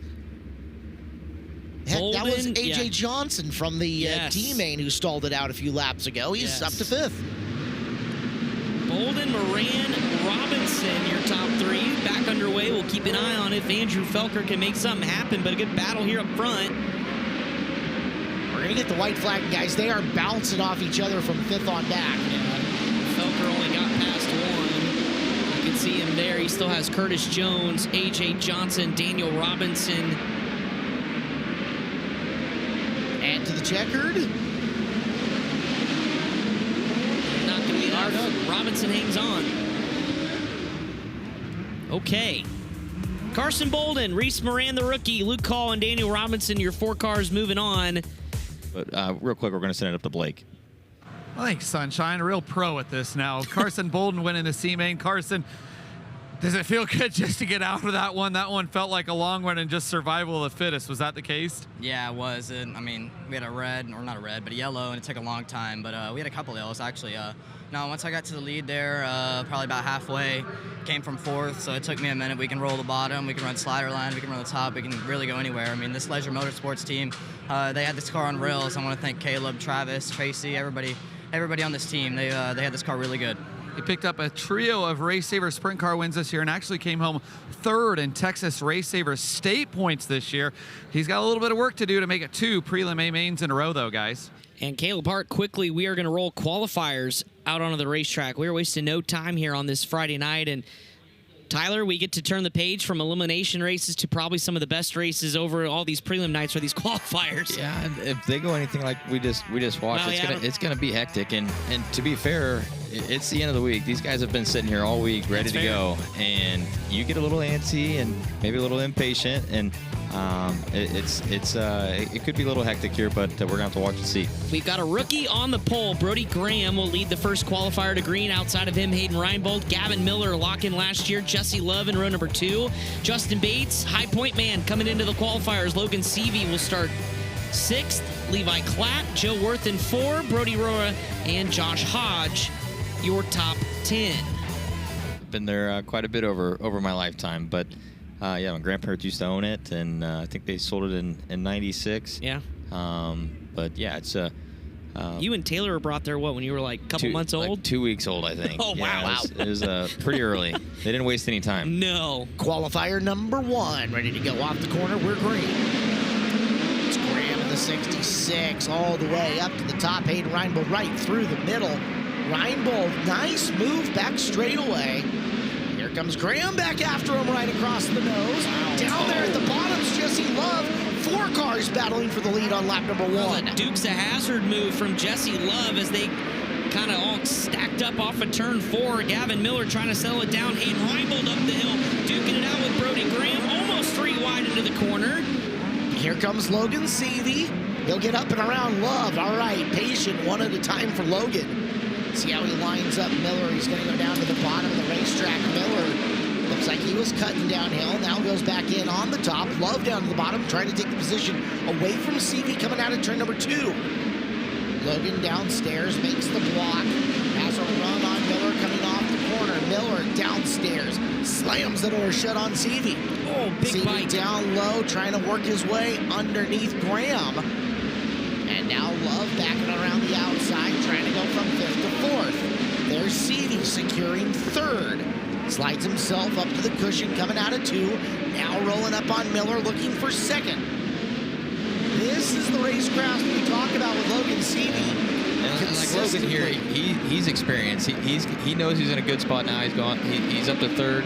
He's not going to probably push the issue too hard to get around Gavin here, but if he's got a pretty good hole, I should say that there's Love and Graham getting together here. But I think if Logan sees a chance to get around Gavin, he's probably going to try to take it. But if it's not something he knows he can make happen, he's just going to take his 3rd and move on to the feature. 6 to 3 is plenty enough points for what he is looking to do. As on the scheme, that's 101. Put him right at 224. Good place to be. As here's the battle up front. It's Miller up on Reinbold. Coming to the white flag, 1 to go. Reinbold going to run the slider line to try to protect over Gavin Miller. Miller's going to have one final shot down the back straightaway, kisses the wall into 3 and 4. Reinbold another slider up the hill, drag race to the line, and at the checkered flag, Reinbold will hang on. So 105 for Hayden Reinbold. Gavin Miller finishing 3 to 2, 98 points. And the 101 for Logan Seavey, 224. Combined total sitting pretty good. Just throwing some absolute bombs at each other in that. That's a little bit of the impatience that I talked about earlier, and I think we're going to see a few more of those, definitely in the qualifiers, and I think for sure in the feature later tonight. Hayden Reinbold, your winner of qualifier number 1. Qualifier 2 is coming up, and you're going to have some of that same aggression coming out of some young guys here. Ace McCarthy and Gio Selzy, row number 1 on this one. Row 2, Steven Snyder Jr. and Jet Nunley. Row 3, Jack Berger and Michael Hubert. 4th row, Kyle Steffens and TJ Stark. 5th row, Jeb Sessoms and Ronnie Gardner.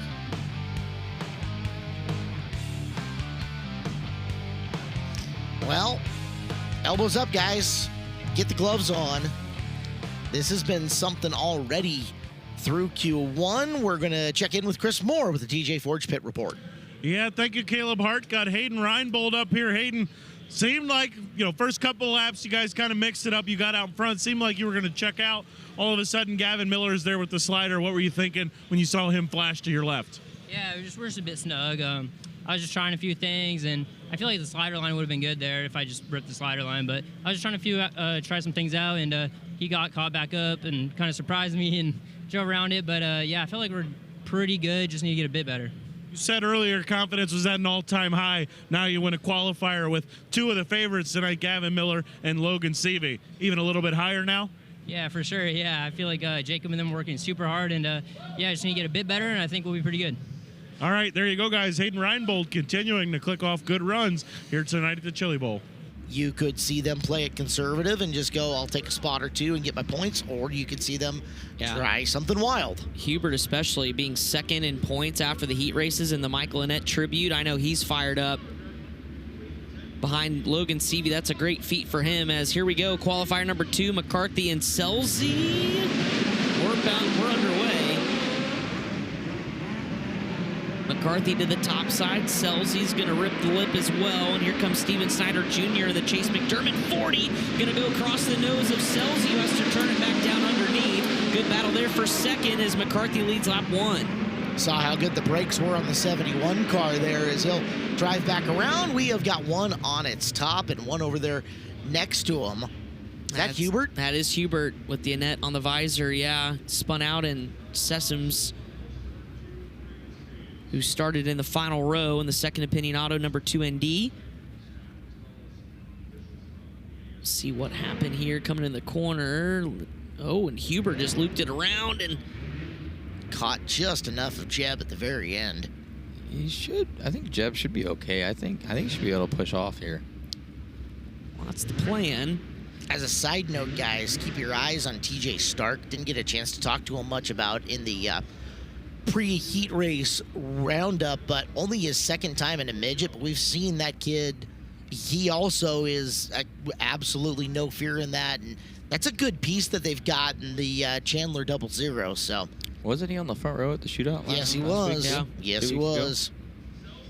So TJ can run, and he is looking at this again as an opportunity to get noticed. So don't be surprised if he doesn't try something coming through. And if he's put in a situation where, hey, look, I'm right up on the back in the name of one of these superstar guys, let's show him who I am. This place can do that for you, that's for sure. Lights out around the speedway. Ace McCarthy, Gio Selzy, Steven Snyder Jr., Jet Nunley, your top 4.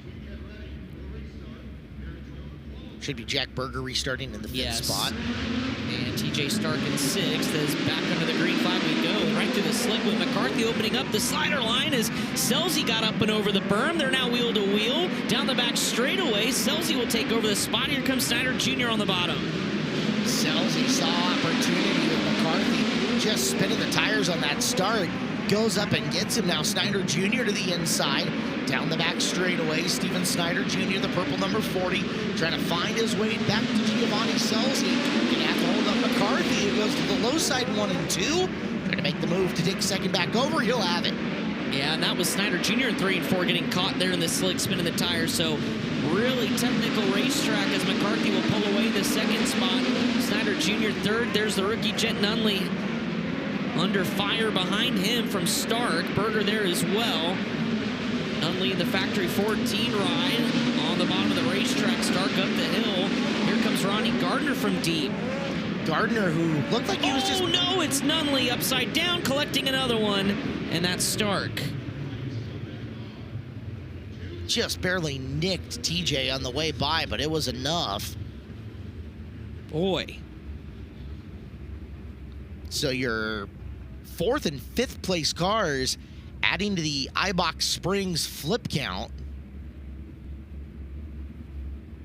off of corner number 2 as turn 2 starts sending the hand motions out to, I don't know what the heck they're trying to tell those guys, but whatever it is. I wonder if Jet's going to be okay. Brian, whenever you're ready, let us know. I think Jet may be okay, but yeah, we can see right rear damage. Well, I'm looking at the left front right now. The axle's bent back. The drag link is into an L. There's a lot of mud packed under the header. So this left front got the most amount of damage. He's not going to be able to handle this race car. I don't think this is something they'll be able to quickly repair in the hot pit. You know, the way it's all wedged in, there's just not enough time to get him turned around. It'll be easy. You can get him back out for the B feature, but right now he'll be done in this qualifier. And I saw the back end of TJ's as well on the right rear with the shock ripped off. As you look at what happened, just Jet getting in there upside down and TJ not quite far enough away to avoid getting tagged. Tyler, the top side of this racetrack, 1 and 2, how dusty. There's just nothing. It's tough right now. Like if we notice Gio, he started once he got to the lead, he tried to enter like above it and carried it around, and it let Snyder almost get to his inside there. The next lap, he kind of brought it down and almost did the slider line across just to the moisture on the exit of 2, and he was able to start pulling away there. So I think you're going to start seeing guys do that instead of trying to go up and around it. It's almost too slick above it now into the entry of 1. Challenging drivers here in qualifier number 2. Selzy, McCarthy, Snyder Jr., Berger now in 4th as they get the last of the wrecked race cars off the racetrack. Well, welcome back to Midget Racing, Gio. Yeah, you can never count him out of it. No. Getting a lesson here. Welcome back to the Chili Bowl. Terry Maddox showed him the 1 to go signal. 5 to go here in qualifier number 2. So far, after a couple of those incidents, really it's been Ronnie Gardner on the charge, sitting outside right there in 5th, creeping into your picture, as Selzy will lead McCarthy back to green. Up top goes Snyder Jr. looking for something, hanging the right rear way out down the back straightaway. Tries to make a run on McCarthy. Ace to the low side of 1 and 2. Hoping to keep Selzy within striking distance. Came up way short on that move. And now Snyder within a car length of him as they exit the turn. McCarthy was tied up there on the cushion. Here comes Snyder Jr. McCarthy now going to run. The slider line is up and over the cushion. Stalling the motor for a second was Gio, but he got it going. He was about a blink of an eye. Right there, though. Yeah.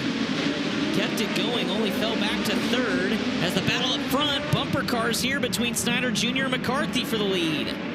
Steven Snyder Jr. trying to muscle around Ace McCarthy. He's got the lead, goes bouncing off the cushion, wheel to wheel. Give it to Snyder Jr. as we come to the white flag. One more time around. Steven Snyder Jr. trying to go 3 to 1. McCarthy going to try to go to the bottom. He'll go to the outside. Here comes Gio for second, but it's Snyder Jr. who wins qualifier number 2. McCarthy holding on to second.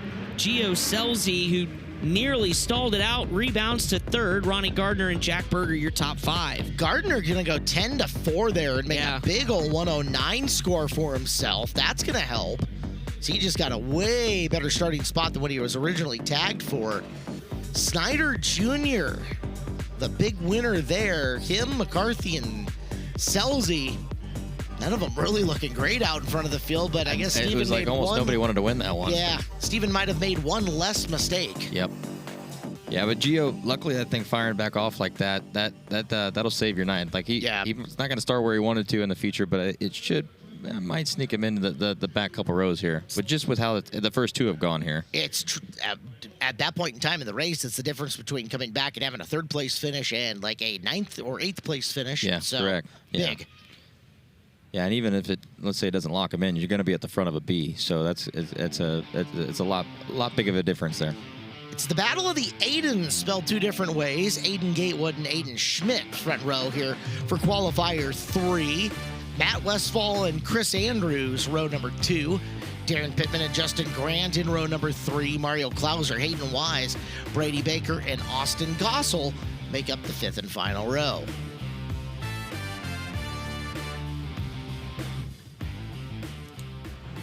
That second row is utterly fascinating to me. We'll talk about that more in just a second as we've got a TJ Forge Pit Report with Blake Anderson. Yeah, Steven Snyder Jr., a heck of a run there. A lot of smiles up there.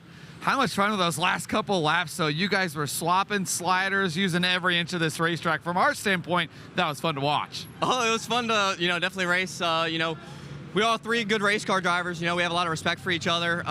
But then it's kind of just like, you don't want to give anybody an inch. So, Chase McDermott and the whole Chase McDermott racing crew has been giving me a great race car the whole week. And, practice, we felt good, and we just carried this into tonight. And, I needed a yellow there in the heat race to kind of get more points, but I did the best I can in this qualifier, and hopefully it sets us up good for the feature. Things played out right for Steven Snyder Jr., a guy we've seen how to be very fast in this building of the shootout. Now looking to translate that to some Chili Bowl luck. Excited to watch him run the 410 quite a bit more in 2026. I don't want to say prime because he just had a heck of a week at the shootout last week, but I would say like in his true prime, Like, you could have put him on a national level in a midget or a sprint car, and he would have, I think, competed very well. Yeah. Both of those guys are just super, super talented in that second row, and I'm going to enjoy watching the two of them try to come through with all the rest of this group. Good qualifier. Qualifier 3 up and running. We're green. Opportunity here for Justin Grant to solidify himself with Logan Seavey at the front of the feature. If he can pick off a few cars and get to the front, you see Grant there, then outside lane in 5th position. The 87 now starting to come to life as lap number 1 goes to Gatewood. Westfall second. It is not very often we see Matt Westfall on the top of the racetrack. That is true. Westfall was digging, but back to the bottom he goes. Here comes Darren Pittman in the 21. Picked off a couple positions there. Tyler Edwards now to the inside of Aiden Schmidt for 5th. Down to the low side now in 3 and 4 with Grant coming on upstairs. It's Gatewood, Westfall, Grant, Pittman trying to get in as Grant makes the move. Down to the bottom, across he goes and takes it away from Westfall. Up 4, Justin Grant to 2nd. Can he run down your leader? He's already there. Aiden Gatewood.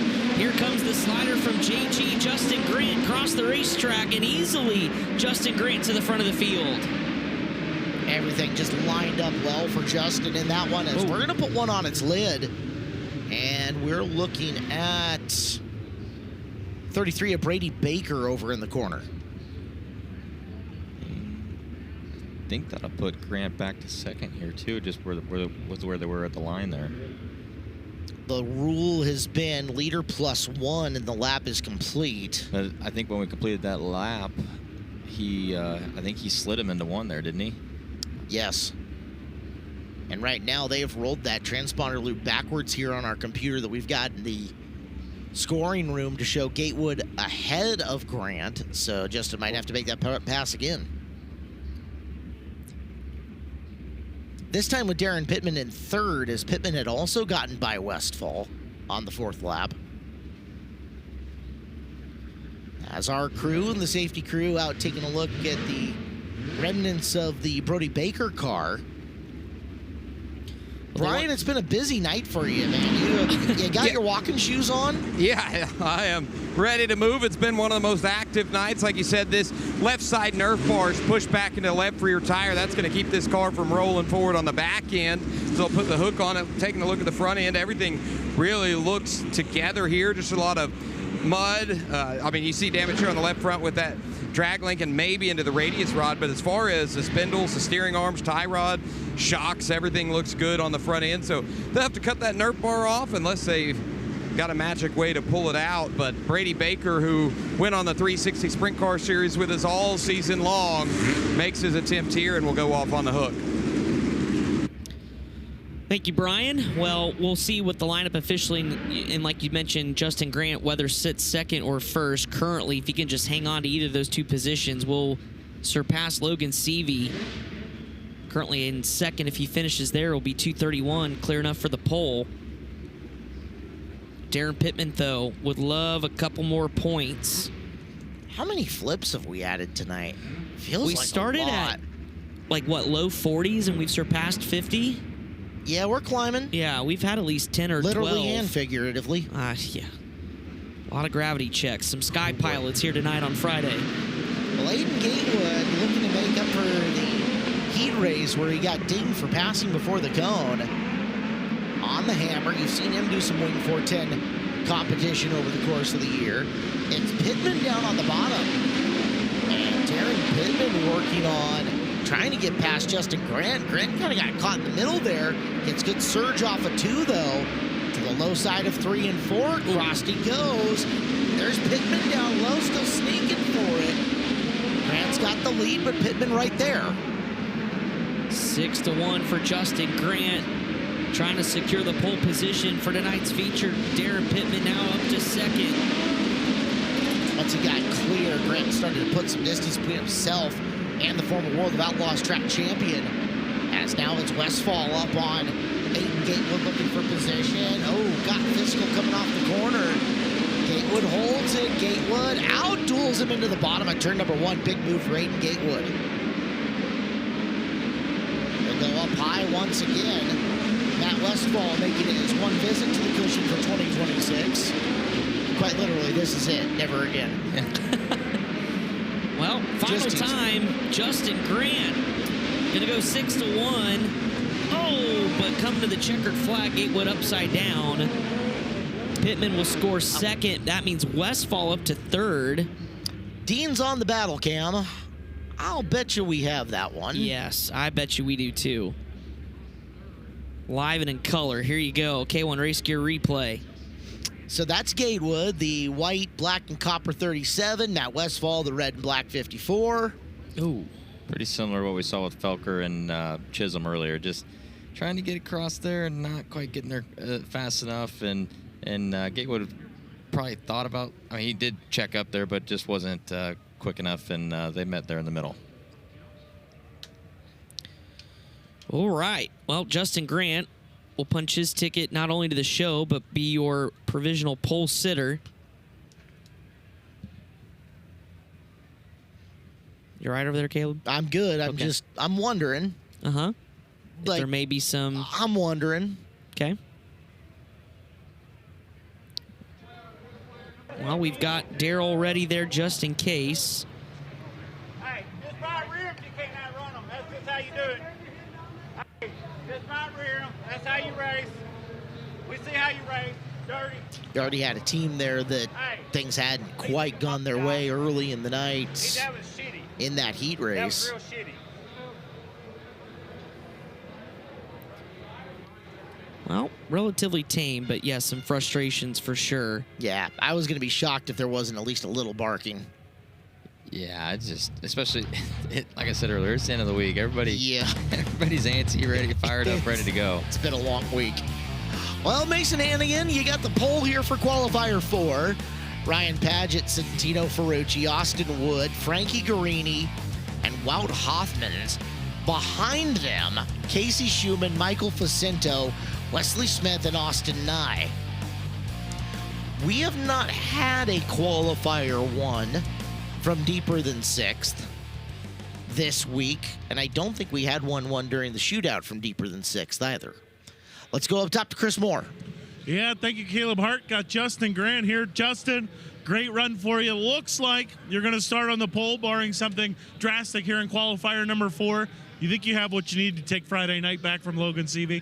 Yeah, I think we're really, really close. These guys have this CVI NOS Energy drink, number 87, really, really good. Having a lot of fun working with Chad.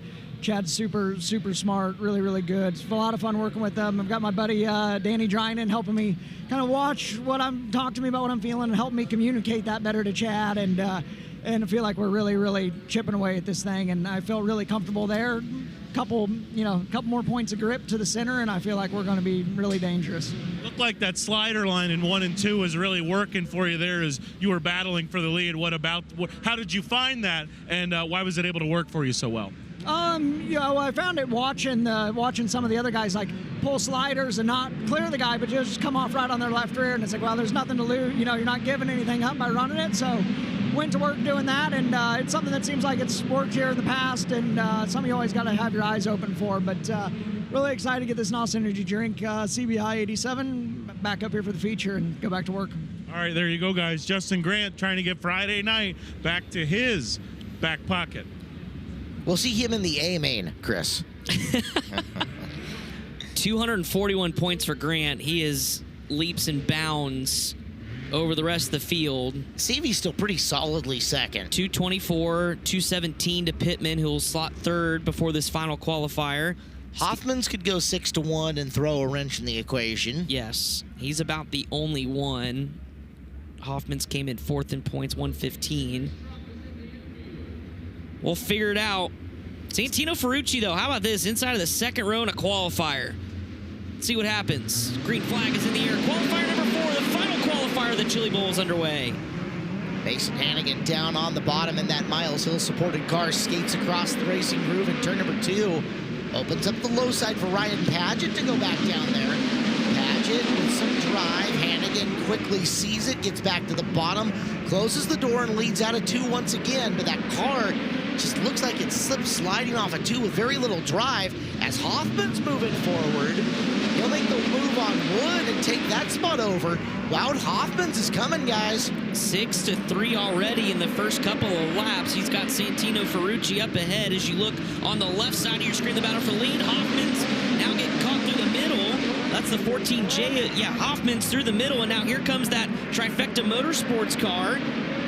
A Facinto, who started deep, now up to 6th. His row mate was Schumann right there in front of him. Casey's got that Ron Schumann throwback rolling on the bottom of the racetrack as well. There's just not an open lane for either of them to come through because they continue to crisscross in front of them. Austin Woods and Wout Hoffman's with ill intentions towards each other, racing out on this track. There is no regard there. As you got one bouncing off the wall, it's Ferrucci. Ferrucci, though, was able to drive around Austin Wood a few laps ago when he and Wout Hoffman's were getting after it. Now Ferrucci's under attack by the 4 of Wesley Smith. Side by side there for position number 6. Give to Wesley Smith, and now he sets his sights on Wood, but here comes Facinto. Schumann and Facinto 4-5 after originally starting 7-8. They could use a caution flag to bring that front of the field back to them, as we're going to have position change there for 2. Paget and Hoffman's back after it, and Wout's now gone 6-2 as we come down to 2 to go. That's 113 points. He would love to get one more, but Wout Hoffman's trying to ensure himself a top 2 row starting spot. If he's actually got this, my quick math, outside row 1. Yeah. 1 to go. Facinto, 8-4. Schumann still 7-5. Checkered flag coming in the air. Way to go, Mason Hannigan. Qualifier winner here at the Chili Bowl Nationals. He'll be wound up. Second to Wout Hoffman. Second high score tonight, unofficially. By 4 points over Seavey, so would make unofficially Justin Grant and Wout Hoffman's the front row on Friday night. With Seavey starting 3rd. As you look at the rest of your finishing order, Mason Hannigan with that 100 points. Valiant effort for Michael Facinto should put him into the top 16. Lock-ins, of course, those are unofficial. We will have those for you as soon as they do. Blake Anderson's got our TJ Forge pit report. I don't know if Tyler still has his headset on. December 13th, Tyler, I'll help you. That's the day you're going to want to remember. Mason Hannigan just picked up a qualifier win. And Mason, how's that feel? That one, boy, behind you was a heck of a show. You made it look pretty easy, probably locking into your first career prelim main event here at the Chili Bowl. That's got to feel pretty good. Yeah, you know, I feel like I shouldn't even be in my first. I should be in my second. You know, me and Dad put together a really good program here with Miles Hill, and our stuff feels really good right now. So, you know, it's huge to get that qualifier win. I'm a little emotional about it right now, honestly. I feel like I've worked so hard since last Chili Bowl to get where I'm at now. If it wasn't for Miles Hill, though, I wouldn't be here. So, huge thank you to him. Huge thank you to Simpson. Huge thank you to everybody that makes this happen. And hopefully that locks us in. I'm pretty sure it should. I'm stoked, man. I was screaming in there when I got across the line. So I'm, you know, as long as we're on the show, I'm happy. Mason Hannigan locks into his first career prelim, I have to think. And Chris Moore's got a guy that just put on a show. Yeah, absolutely. Well, we're pretty sure outside pole, definitely front 2 rows, 6-2. You start walking forward, then you back up a little bit, still able to drive this thing back to second. Why was your race car so good?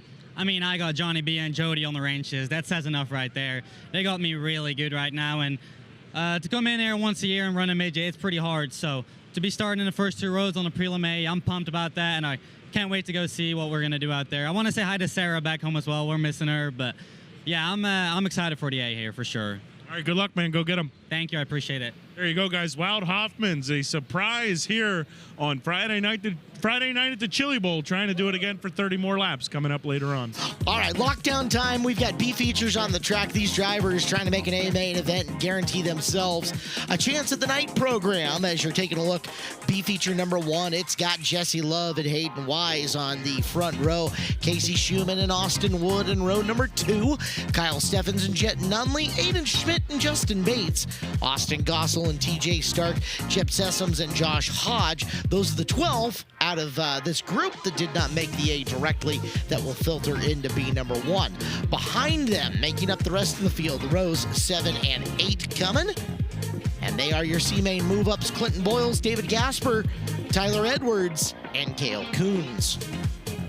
you've got your chance, but you're not going to get there unless you start picking off some cars now. So many good cars in both of these B features here tonight. Names like Jesse Love, who, of course, starting on the pole, looked like he had the potential of really putting that thing in the show. Just had some happenstance occur in the qualifier. Hayden Wise on the front row. She's been fast. Casey Schumann. Jet Nunley was upside down. Ladies and gentlemen, looking for our first four to tag the tail of the feature event. B feature number 1 is underway, and we're 3 wide into turns 1 and 2. Austin Wood got beat around a little bit in that last qualifier. Let's see if he can rally and put together some good laps here. It's Schumann down on the bottom in the Ron Schumann throwback. He's got 3rd. Wood right now in the final transfer. Nunley on the outside looking in. They did put a little more moisture into the racetrack, didn't too much grooming as far as the surface, but it'll have some bite here for just a little bit as Nunley will try to take the factory 14 machine to the bottom of the racetrack, but Austin Wood has it wound up into turns 3 and 4. Casey Schumann to the bottom here in this battle inside the top 4 positions. That's for 3rd. The 2 grooves are pretty well balanced right now. Nice, something to stick down on the low side. You're seeing Schumann use that high groove right now, really working for Wood, who's going to drive past Casey, put him onto the bubble. Wood now 3. See if he can run down Wise out front. And for Schumann, Jet Nunley coming up on the low side of the speedway. Up 7 spots already. David Gasper having a good run. Make that 6 after Kyle Steffens got by as Jet Nunley again going to the whip here in this position battle for 4th. And the transfer spot for the moment is with the rookie Jet Nunley. Nunley down on the low side of the speedway. Got caught. Right rear tire got out in the middle of that corner and it cost him. But Schumann's going to bring it back down to the low side. He'll try to roll up on the back bumper of the 14 of Nunley, but Nunley has it for now. Yeah. Schumann back to the top coming off the corner. Yeah, because Nunley missed it then. Again, you can see kind of where the slick develops. That brown, like really light-colored brown is where you want to be as far as the right rear to get that bite off the corner. Nunley's going to jump topside now in 3 and 4. All of this is for the battle for the 4th and final transfer spot. Wood, Wise, and your race leader, Jesse Love, it pulled away. A lot of lane changes out of those 2 cars in 4th and 5th. I think Nunley finally pulling away as he got in the cushion, and that time it was a little nasty. Meanwhile, there's your leader, Jesse Love, and that is traffic right in front of him. Yeah, we've seen traffic play a factor multiple times over the course of the Chili Bowl, whether it's been in B mains or the A mains, as Jesse Love easily will get around the Josh Hodge machine or make that Austin Gossel. And Love will continue to set sail here. Laps winding down. It'll be 4 to go this time around. Love driving for Blake Harris, Second Opinion Auto Center Group, as again that transfer spot. Well, here comes Kyle Steffens now. He'll be the first car out, getting around Schumann for 5th. Boyle's flashing into our screen, but is running out of time. Desperately needing a caution flag here. As up and in around the top, that's Gasper. Boyle's going to go down low. He'll get 1 in the form of the 19, but we're down to just a couple of laps left here this time by. He needed that to stick on the bottom to get the run underneath David Gasper. Boyle's up 5 positions to 8. Needs a couple of more. Jesse Love now in the thick of lap traffic. Has to be careful just up ahead. Tyler Edwards is there. Lane blocked, your race leader. Coming around, though, the checkered flag will wave, and Jesse Love, through turns 3 and 4 for the final time, will win B feature number 1 and start 17th in tonight's feature event. A little ways back to second, Hayden Wise. Austin Wood finishing 3rd. Jet Nunley able to hold off the advances of Kyle Steffens for the 4th and final transfer spot. Love, Wise, Wood, Nunley in the show. Everybody else a little bit earlier today than what they would have hoped for tomorrow. As we'll get ready to take a look at the drivers competing in B main number 2. That'll make up positions 18, 20, 22, and 24 here in our starting lineup. Here's B2. Michael Hubert is the 27H, Brody Graham the 66, Chris Andrews the 95, and Joe Worth in the 77. Frankie Guarini, Brody Roa make up the 3rd row. Wesley Smith and Levi Klatt are in row number 4. Santino Ferrucci and Aiden Gatewood are in row number 5. Brady Baker and Austin Nye are in row number 6. Moving up from the C main, Carson Bolden, Reese Moran, Luke Hall and Daniel Robinson, your 16 cars for 15 laps, with 4 moving in to the A main events. to the top of the ramp. Chris Moore, who you talking with? Thank you, Chris Wilner, with the winner of B Feature number 1. He will now go to the A main. I got it. Jesse, I feel like that race couldn't have gone better for you. 15 laps, you get to just kind of log laps, get back in the thick of this, but then also at the end, you had to pass cars, maneuver around the racetrack as well. Do you feel like that was exactly as you would have wanted it to go? Yeah, I'd say so. Still just making a couple errors on the bottom, but yeah, put our guys in quite a hole after my qualifier. So obviously we're not in a good spot yet, but we're going to try really hard to dig ourselves out of it in the feature. So obviously car feels pretty good. Just need to do a better job in traffic. All right, keep plugging away at it. Thank you. There you go, guys. Jesse Love, high expectations, but a good run there in that B feature. He'll have 30 laps to get it done. I wonder if that's just something like mental skills-wise that he may need to adapt to of, yeah, it may not have been the lap I wanted to make, but it was still fast. That's not a bad lap. No, absolutely not. And don't beat yourself up over it, right? Yeah, and I'm sure, like, you go back and you watch film, and I know a lot of the guys go back and watch our broadcast, too, and you kind of pick up on some things that maybe in the moment you don't think of, but that's a good point. And especially here, when they don't do a whole lot, this racetrack does change quickly. So, all right, final B main of a preliminary night is underway. Hubert and Brody Graham lead him to green, and Michael's going to pin that Annette Tribute car in the TMC throwback on the bottom of the racetrack, and Brody Graham, the rookie here at the Chili Bowl. Careful. We'll hold on to second, then, oh my goodness gracious, what a gaggle of race cars from third on back. It was just like a sea of midgets coming down the front straightaway. As you look, the 63 of Cale Coons, not quite the night that he was looking for. Sorry, that's 63 of Carini. Yeah. And he is starting to pick his way forward. Garini down on the low side, battling with Worth. That is for the final transfer spot. Worth in the 73, 77, 63 of Garini. Just ahead of them is Chris Andrews and the Jimmy Miller 95. Andrews in third, Worth now fourth. There's a look back at Garini in the 63, one spot out looking in. Smith is back there as well as the former USAC CRA champ Brody Rora. And Santino Ferrucci in eighth, picked off a couple of positions. That battle for fourth, a good one, as Garini comes up to take the line away from Worth.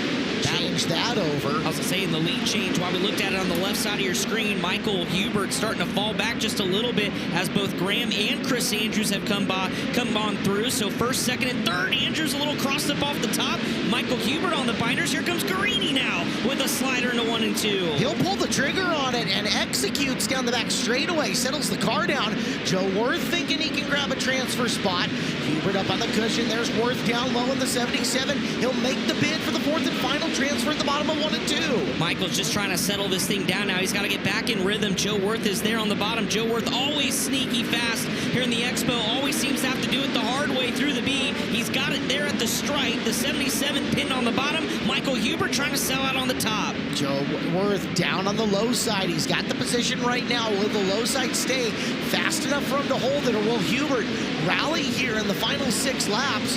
Up and around the high side, but third and fourth trying to get away from Hubert with Smith, Roa, and Klatt trying to run them all down. This is a fun battle for this fourth and final transfer spot. Worth just trying to hold Michael Hubert at bay, but Michael Hubert's not giving up with 5 laps to go. Garini pulling away in the third spot. Now they're neck and neck for the transfer. 2 straight times, Worth putting the left front tire up and on the berm, and it hurts him as Hubert is retaken fourth. 4 to go, and he's not out of it yet. Has momentum up on the high side. Worth losing ground down the back straightaway.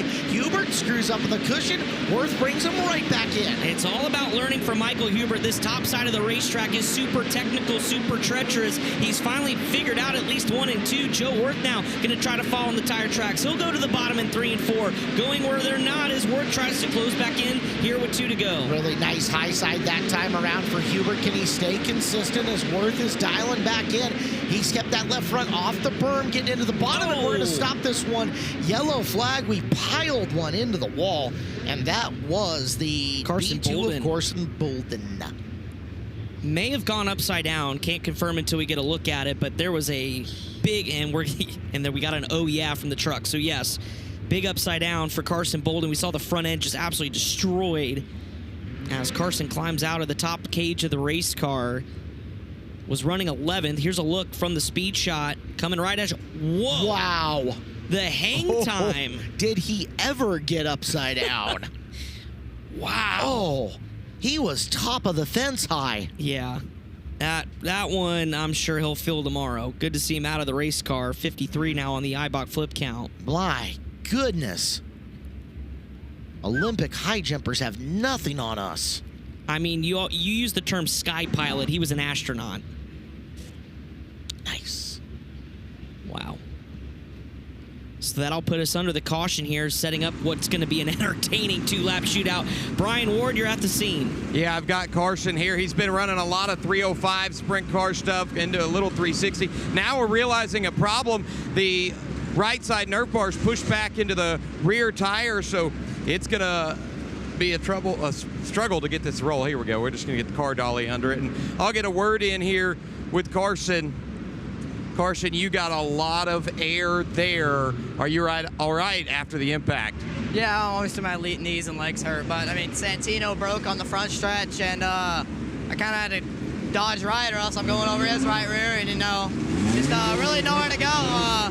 It sucks. I mean, we had a really fast car, but unfortunate situation. Unfortunate indeed for the 2B of Carson Bolt. Man, if his head was still out in outer space, I wouldn't be surprised. That was some terminal airtime. Holy cow. And he mentioned a problem with Ferrucci, and we're just getting told he went up the ramp, so I didn't know if he broke or something bogged down, had an issue, which is a tough break for him, but he mentioned the legs and knees. That's why we have guys like Dave Sharpley and Sharp Advantage safety products, the padding, the different covers and things to just add to, again, not going to solve the problem when you're that high on the racetrack flipping upside down, but it's going to make that impact a little bit easier. Whatever we can do to mitigate the damage at that point in time, right? And a big thank you to Dave. I ran into him up top earlier, as did you. Sharp Advantage is what he does with seat pours and stuff like that is incredibly important work, and it's nice to see him here at the event working with some teams, helping him out with proper seatbelt installation and heights and stuff like that. So shout out from all of us to Sharp Advantage. Dave, you're doing good work. Keep up the excellent Not only that, but just a diehard viewer of us here on Flow. He was always texting us during the shootout, so thank you, Dave. As back under the, lights are out, so we're going to come back to a 2-lap shootout. Brody Graham's been at the controls with Chris Andrews in second. Guarini, Michael Hubert. You've got company in the form of Joe Worth and Wesley Smith. Green, white, checkered, coming. High side plugs up. There goes Worth. Drag race down the back straightaway for the fourth and final transfer spot. They'll see the white flag. Hubert trying to hold on the outside. Joe Worth in that white maroon, 40-77 to the inside. Down the back straightaway for the final time. Guarini up on the high side, trying to hold him in. It's Worth.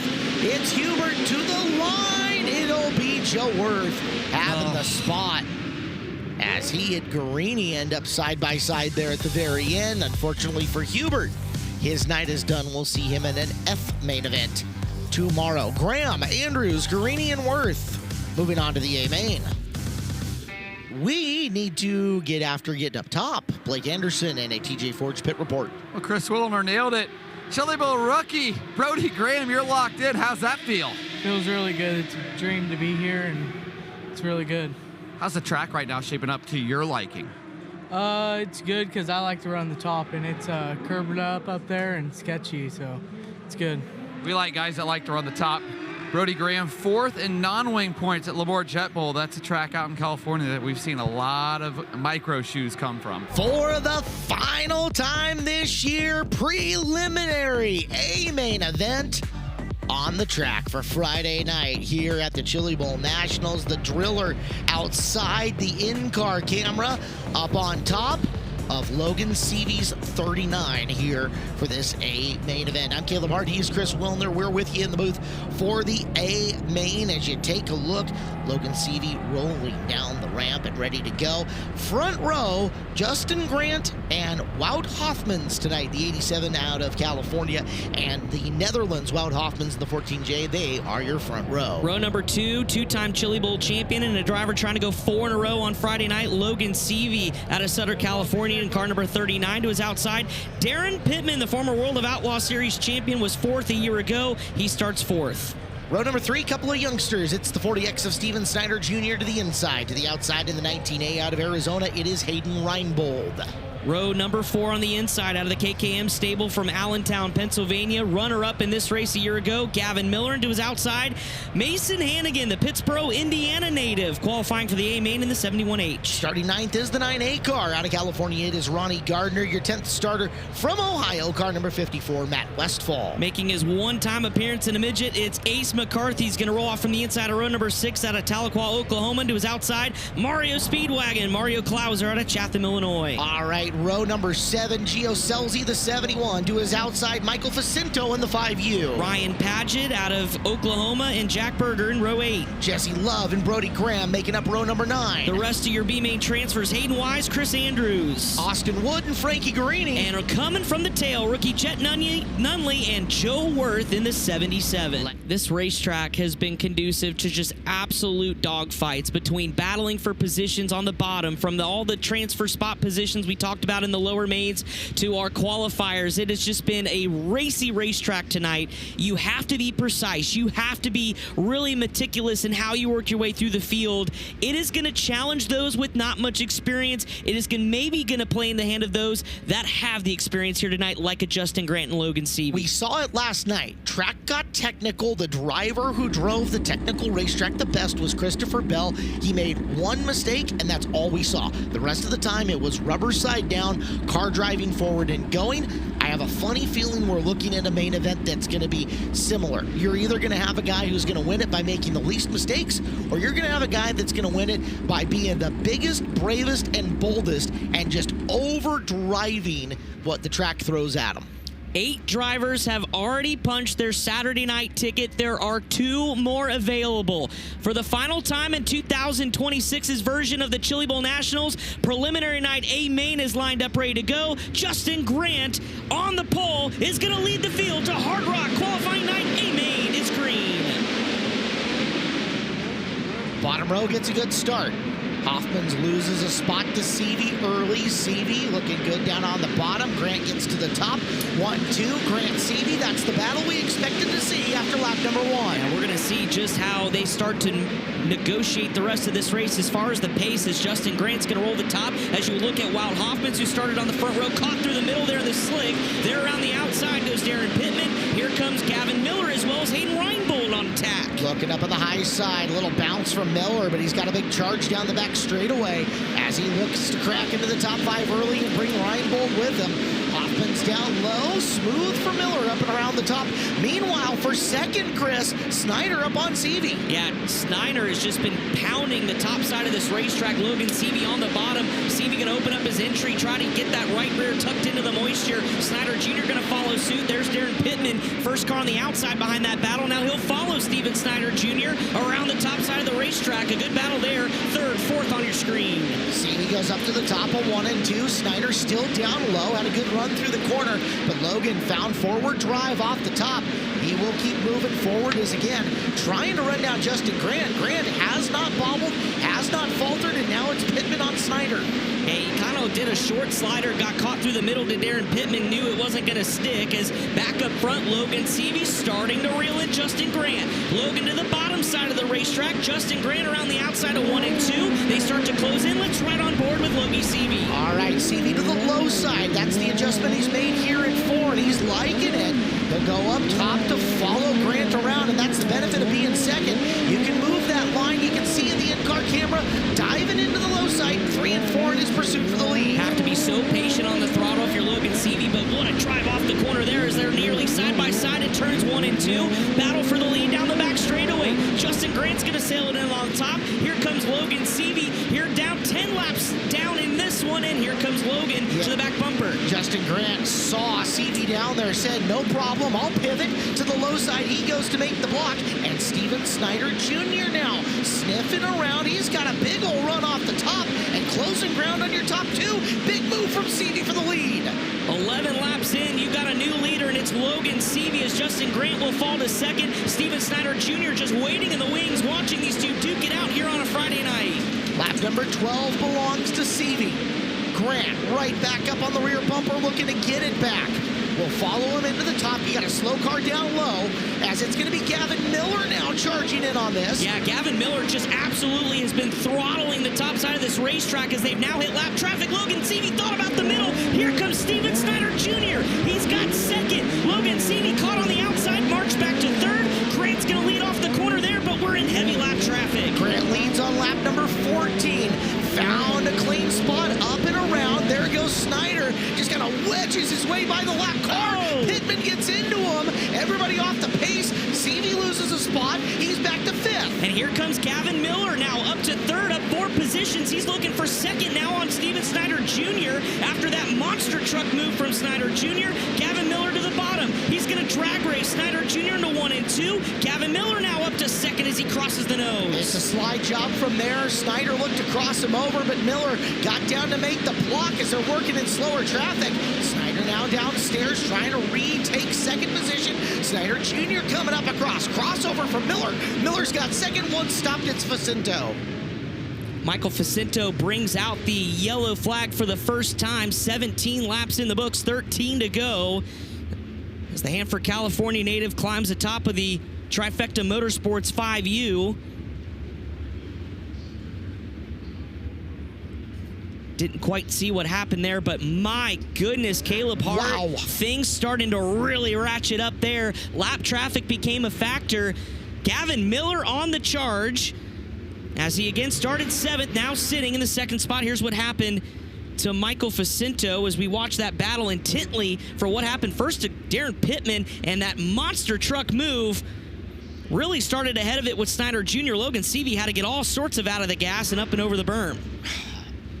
So Facinto out of the race car, and he will move forward as, whew, catch your breath. Justin Grant hates that. Second place, as long as you guys are going to just bomb each other the whole time, would have given him a chance to work some traffic and get gone. Now they're all going to cluster up in and behind him again. No traffic as it gets pulled out of the way. The lineup looks like this: Grant, Miller, Snyder, Seavey, Pittman, Hoffmans, McCarthy, Reinbold, Love, Gardner is your top 10. By the way, Jesse Love, 17th, already up to 9th. From the B, on the move, is the 2-car Jesse Love, up 8 positions. You can see that on your screen, and started to make something happen. I think he's starting to figure this out quickly here. That car, I said, has been fast, and he'll admit it to it. Just got to put it all together. How good does Gavin Miller look, though? Yeah. Wow. This is starting to resemble a little bit of last year, and I just think Gavin has that experience. What does he do here? Right on the tail take of Justin Grant as they come back to the green flag with 13 laps to go. Don't count out Seavey. Don't count out Pittman. There goes Snyder down to the bottom in 1 and 2, and Seavey says, all right, 3rd place, I'll take that back, no problem. Up and around he goes as Miller gets way wide. Grant cuts the corner and leads here on the restart. Yeah, Grant kind of did the turn down line that we saw there on the restart. Saw a little of that yesterday, but Gavin Miller able to enter now above the cushion. Both top 2 drivers entering above the cushion, but what a run for Gavin Miller. Going to tee up the slider here as there's 10 laps to go. Next time by, and they're 3 wide nearly off the corner. Gavin Miller to the lead. It opened the door for Seavey to sneak that nose in back down low. Miller will take the lead with 10 laps left in this, but Seavey is stalking in 2nd place. Look at Gavin Miller, high, wide, and handsome. Kiss the wall there on entry to 1 and 2. To rocket down the back straightaways. We ride on board with Logan Seavey trying to track down Gavin Miller. Justin Grant back to 3rd. He's got company in Steven Snyder Jr. If this feels like deja vu, Logan Seavey got Gavin Miller about 25 laps into this race last year. Coming up on him, we're at lap 22, starting 23. Slide job numero uno, Seavey sticks it. Yeah, sticked it and made it look easy as Gavin Miller again will go 4 in the fluff up the hill, trying to turn it down. He's keeping pace with Logie Bear. Here comes Gavin Miller now. We'll do the same in 1 and 2. Slider line for Seavey. Justin Grant is desperately trying to get back to 2nd place at least. You know he wants to win this, but he does not want to have to go to a B-main event. Grant looking to the low side. To the bottom he goes across the groove. Miller kept his foot in it. He'll hold 2nd for now. Yeah, Hot just got really wide off the corner. Seavey tight up on the cushion and stumbles. So does Gavin Miller. New 2nd place. Here comes Justin Grant back for the lock-in spot. Not for long. Slider inbound from Gavin Miller. He's got it as they drag race for second down the back straightaway. What a Hail Mary from Miller, who screwed up coming off the corner. Said, screw it, we'll go to the bottom. Oh, Gavin Miller and he yard upside sails down. it at the end of the straightaway and catches Snyder at the same time. And with all that, Jesse Love will pick up another 2 positions, up 13 from the B. So Miller, the previous time by, had another bad corner exit, but he made up for it by making that gigantic move from bottom to top and come across. He got it back, tried to do something similar again here on the front straightaway, and oh my God, look at the carnage. Wow, look at the frame on the 40X. Thankfully, Steven Snyder Jr. able to get out of the car, but look at this frame. This Chase McDermott Motorsports car, absolutely mangled. Well, that's about to be a simulator. I don't remember the last time I've seen a midget frame bent like that. Let's take a look at what happened. Okay, so the contact, here's the Hail Mary, and he sticks it. Gets off the top, Grant back at him, comes into the corner, cross the nose, cross over, comes up. Yeah, just misjudged. He was trying to go back to the top to set up 1 and 2, and you could see it. Got the turn down, knew Justin was going to go up the hill, got a really good run here, and just car washed out wide. Justin Grant somehow got through that, and then the impact was Steven Snyder Jr. Full velocity on the flip, just clipping into that down tube where it did and shredding the front of both of those cars.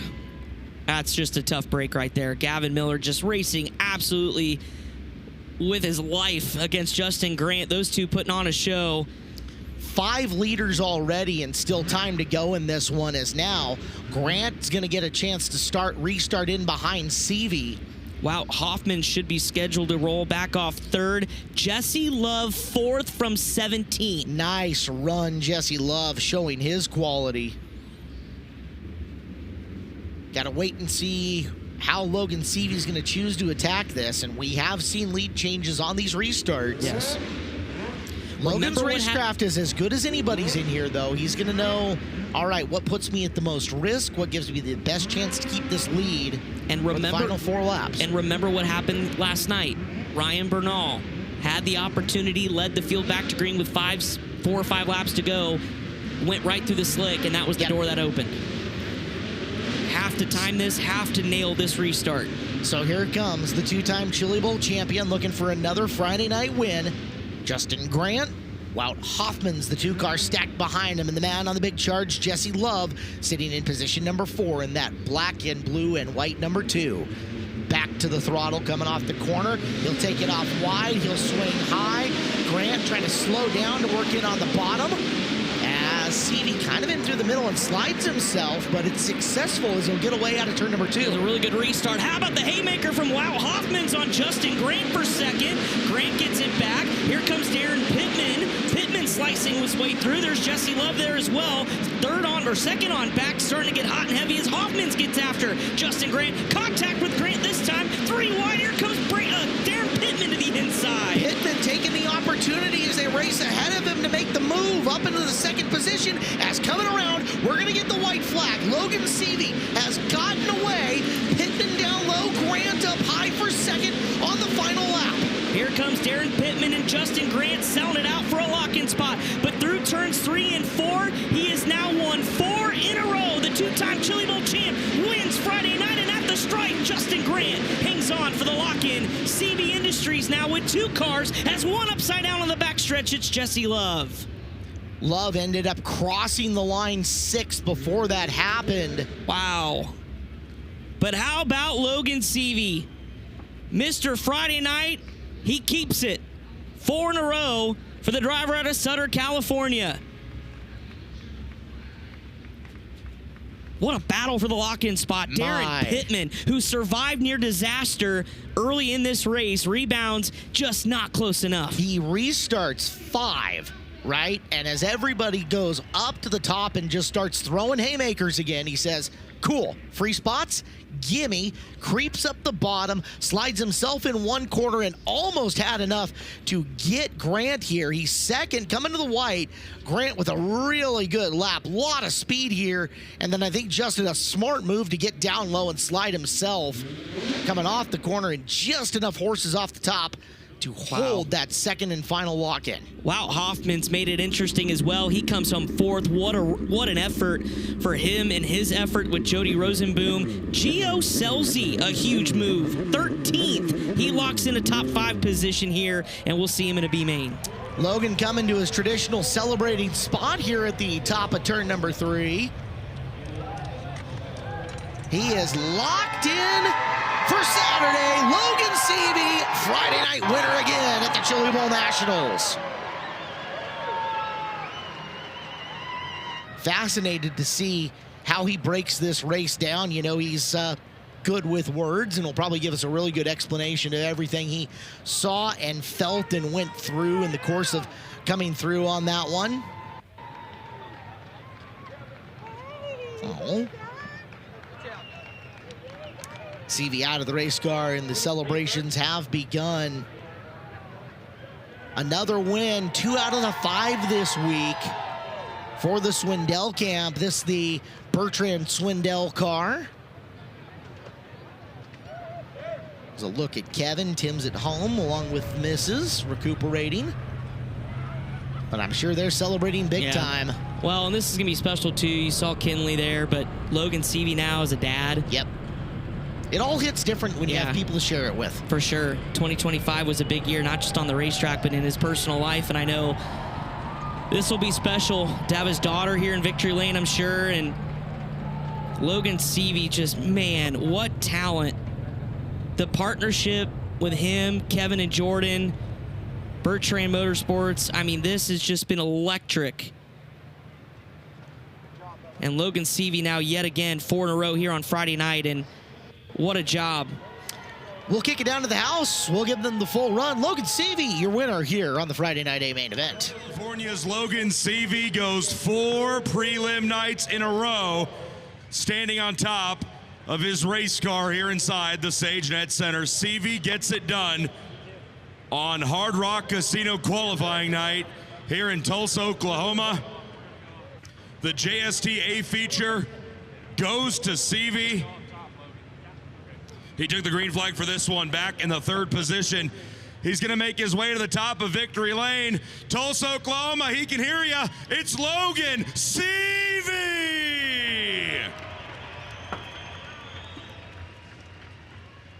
We got a trophy there for you. JST bringing us the A feature. Wow. You catch up to Justin on lap 8.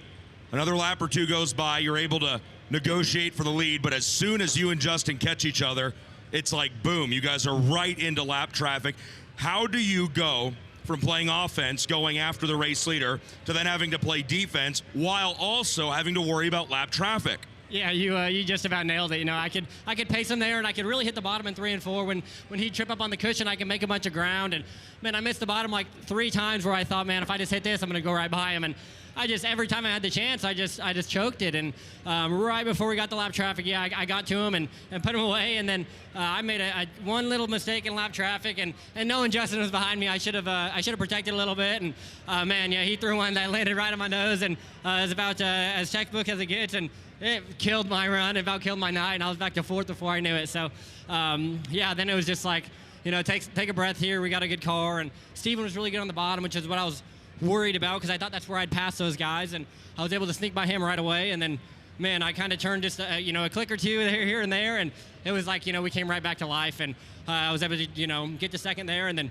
run down Gavin really quick and put him away. And yeah, this thing was just so fast. So it's just, I said, that curve's real big and tricky, but I know if I do a decent job, I get around there really good, and this thing's quite a bit faster than the cars around me, so I just kind of had to take my time and try not to screw it up, which I about did there. You went +6 in your heat race. You went +3 in your qualifier. But it seemed like all night you were kind of just right on the verge of being involved in calamity. And then you talk about the incident between Miller and Snyder down there, and you just narrowly missed that. When so much is going on around you, how do you stay cool? How do you stay focused and do what you have to do, which is drive that race car as hard as you can in a midget, but just how do you keep your mind about you out there when so much is going on? Yeah, that's the biggest part of the Chili Bowl, right? That's how you can put yourself in the worst spot possible really quickly. And like I've been saying for the last few years, when my car's this fast, I don't have to push and put myself in those really bad spots that sometimes do end up,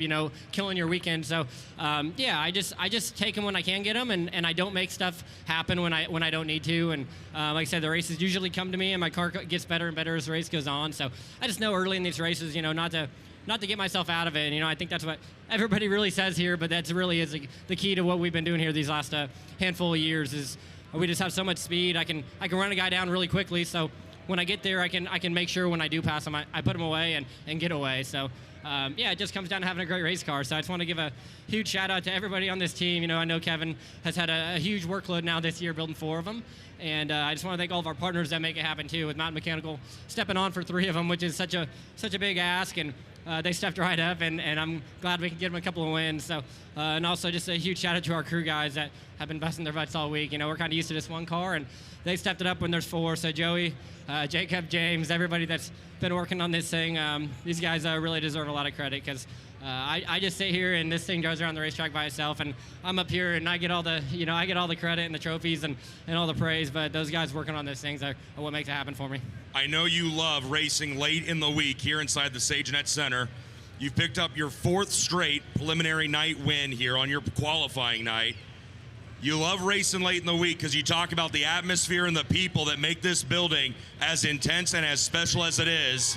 So what do you got to say to the fans inside the SageNet Center? Yeah, it speaks for itself. Like you said, about Thursday, Friday, this place ramps up, and man, like the crowd is out of control. And you push on the racetrack, and they're screaming. And like I said, when you're rolling around there after the checkered, you can hear these people screaming and yelling, and it's just something you don't get anywhere else. You're so close to the crowd, and there's so many people just inside this building, man. You just feel all of it, and yeah, everybody's attitude changes a little bit here come Friday night, and I just love it. I love this race. I love this racetrack. I love the fans that come out here and just really make it what it is. So.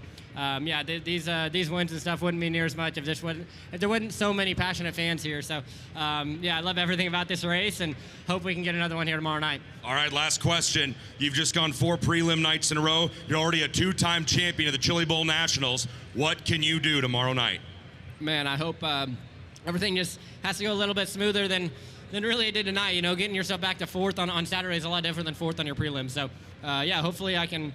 First off, draw a decent little number here and have some speed in the pull shuffle tomorrow. And yeah, I feel like our car qualifying speed is insane. We kind of show that every year for the Race of Champions qualifying. So I'm excited to draw a number here and kind of see where we stack up with some of these guys come Saturday night. But yeah, hopefully, obviously I want to win this race as much as anybody. But we've got 2 that have a great shot. So I'm so excited for what we're going to see tomorrow night. Ladies and gentlemen, for the 4th year in a row, Logan Seavey's your winner on Friday night. Now we're standing here with our 3rd place finisher, Darren Pittman. You move forward 4-3, got up there into the 2 spot, and what a battle there near the end. I heard you talking with your crew about your decision making there in the final laps. Tell me about your thoughts. Kind of walk me through those last couple laps. I mean, that's our job, is to play these races over and over again and figure out, what mistakes we made and what could we have done different. And I could hit the bottom really good in 3 and 4 for a lap or 2 after the yellows, but I really question if once I got to 2nd, if I should have ran it again coming to the white. I thought that might have opened the door for him to get some speed off of 4. I didn't want to enter on the top of 1 because I knew a bomb was coming. So I slid myself, hoping I could just get enough speed to get off of 2 ahead of him, and obviously he must have entered up top and crossed over me. And he's a great race car driver, obviously everybody knew that Seavey and Grant were the 2 guys. Obviously you're going to be battling for a locking spot. I made some mistakes and kind of floundered back to 7th and just kind of got new life whenever that crash happened, and made a good run at it, but just came up a little short. Chaos happens there with 4 laps to go. You pull in right behind it. Tell me what goes through your mind there, and you got to reset after seeing that. Yeah, you obviously want to see everybody be okay, but in all fairness, the selfish side of it is like, oh, that was 2 spots that we just gained. Obviously, you want to make sure their safety's good, but obviously they were crashing big, and I had already made a decision to go through the infield to miss it, and then the safety workers started to run across already. Obviously, they're trying to get there as quick as I can, so I just locked it up and brought it to a stop. Luckily, obviously, they were able to give me my spot back for that and know that I wasn't involved. I just didn't want to run over safety officials, and obviously they needed to get to the driver as quick as possible. So, honestly, it's just it's a restack at that point. It gave us new life to try to advance from 5th to 2nd, and we did, but then just lost it on the last lap and fell to 3rd. So, man, Matt Wood just brought a lot of really good race cars this year, and as he always does. And I feel like we've put together a really, really solid week. We just don't have anybody locked in to show for it, but we've got, I think, 4 or 5 of us all in Bs tomorrow. Hopefully we can all transfer. This is my 4th year driving for Matt, and I haven't put it in the show yet, so that's definitely wearing on me, and definitely need to step up tomorrow and get the job done. Guys, Darren Pittman with the 3rd place finish. We're going to go over to Justin Grant. Chris?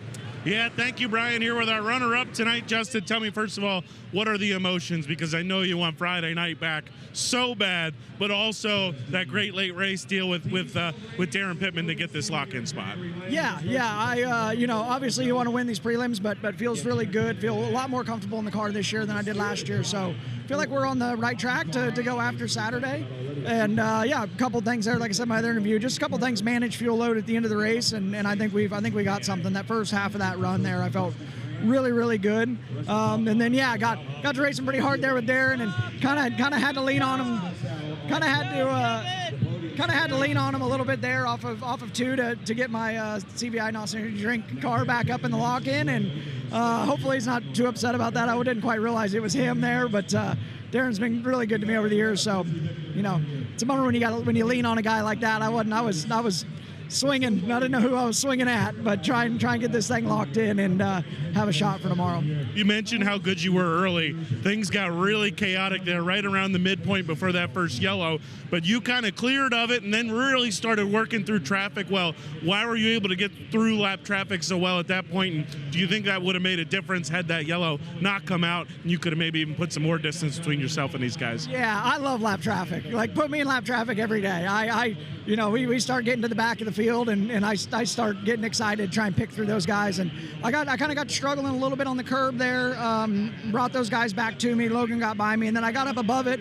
Felt really, really good there again for a while like that. Was able to get back by Logan and race my way through lap traffic, and I love racing lap traffic. You just peel off and fire stuff from way back, and kind of make a hole. I'm coming through, and I love racing through traffic like that. I would have loved to stay in traffic. I don't know if we had enough there to hang on. Logan was really, really strong at the end. But I think we know what we need to do for tomorrow, and Chad and the boys will go to work on the NOS Energy Drink 87, and I'm excited for tomorrow. Good job. Good luck tomorrow. Thank you. There you go, guys. Justin Grant, disappointed to not get a win, but the job number 1 done. He's locked in tomorrow. And I love that the wheels are now turning about tomorrow already. Yeah. You just climbed out of the race car after all of that, and you're immediately, I know exactly what we need to do tomorrow. You heard him. I think I know what we got to do with the fuel load, and he's already, okay, cool. I'm in. I'm not where I want to be, but I'm in for tomorrow. Now what do I got to do to be X many spots better tomorrow night? So we have the Jesse Love flip on replay. Let's take a look at the K1 Race Gear Instant Replay. And wow, my goodness. Who was he crossing with there? Ace McCarthy? No, it was Giovanni. Gio Scelzi. Yeah. They were side by side. That was the battle for 5th. Love just missed it in 6th, and absolutely, that is a massive impact. Well, they'll have some work putting that car back together. Yeah. He is a C-main car tomorrow? Jesse Love 6th. He's a B-main car tomorrow. Tail end of the B-main lock-ins. So he's going to have some work to do. You have all day pretty much. You do. B-mains will be tomorrow night, well into the night program. But at the same time, it depends on what kind of damage. You don't know if there's frame damage on that car. But I know Blake and the entire crew over there at the Second Opinion Auto Center team will be all hands on deck. But either way, for Jesse to go from 17th to 6th, battling for a top 5, pretty impressive for a guy who doesn't do this a whole lot. But there's the fam. New baby girl, Kinley there, Kevin. What a moment.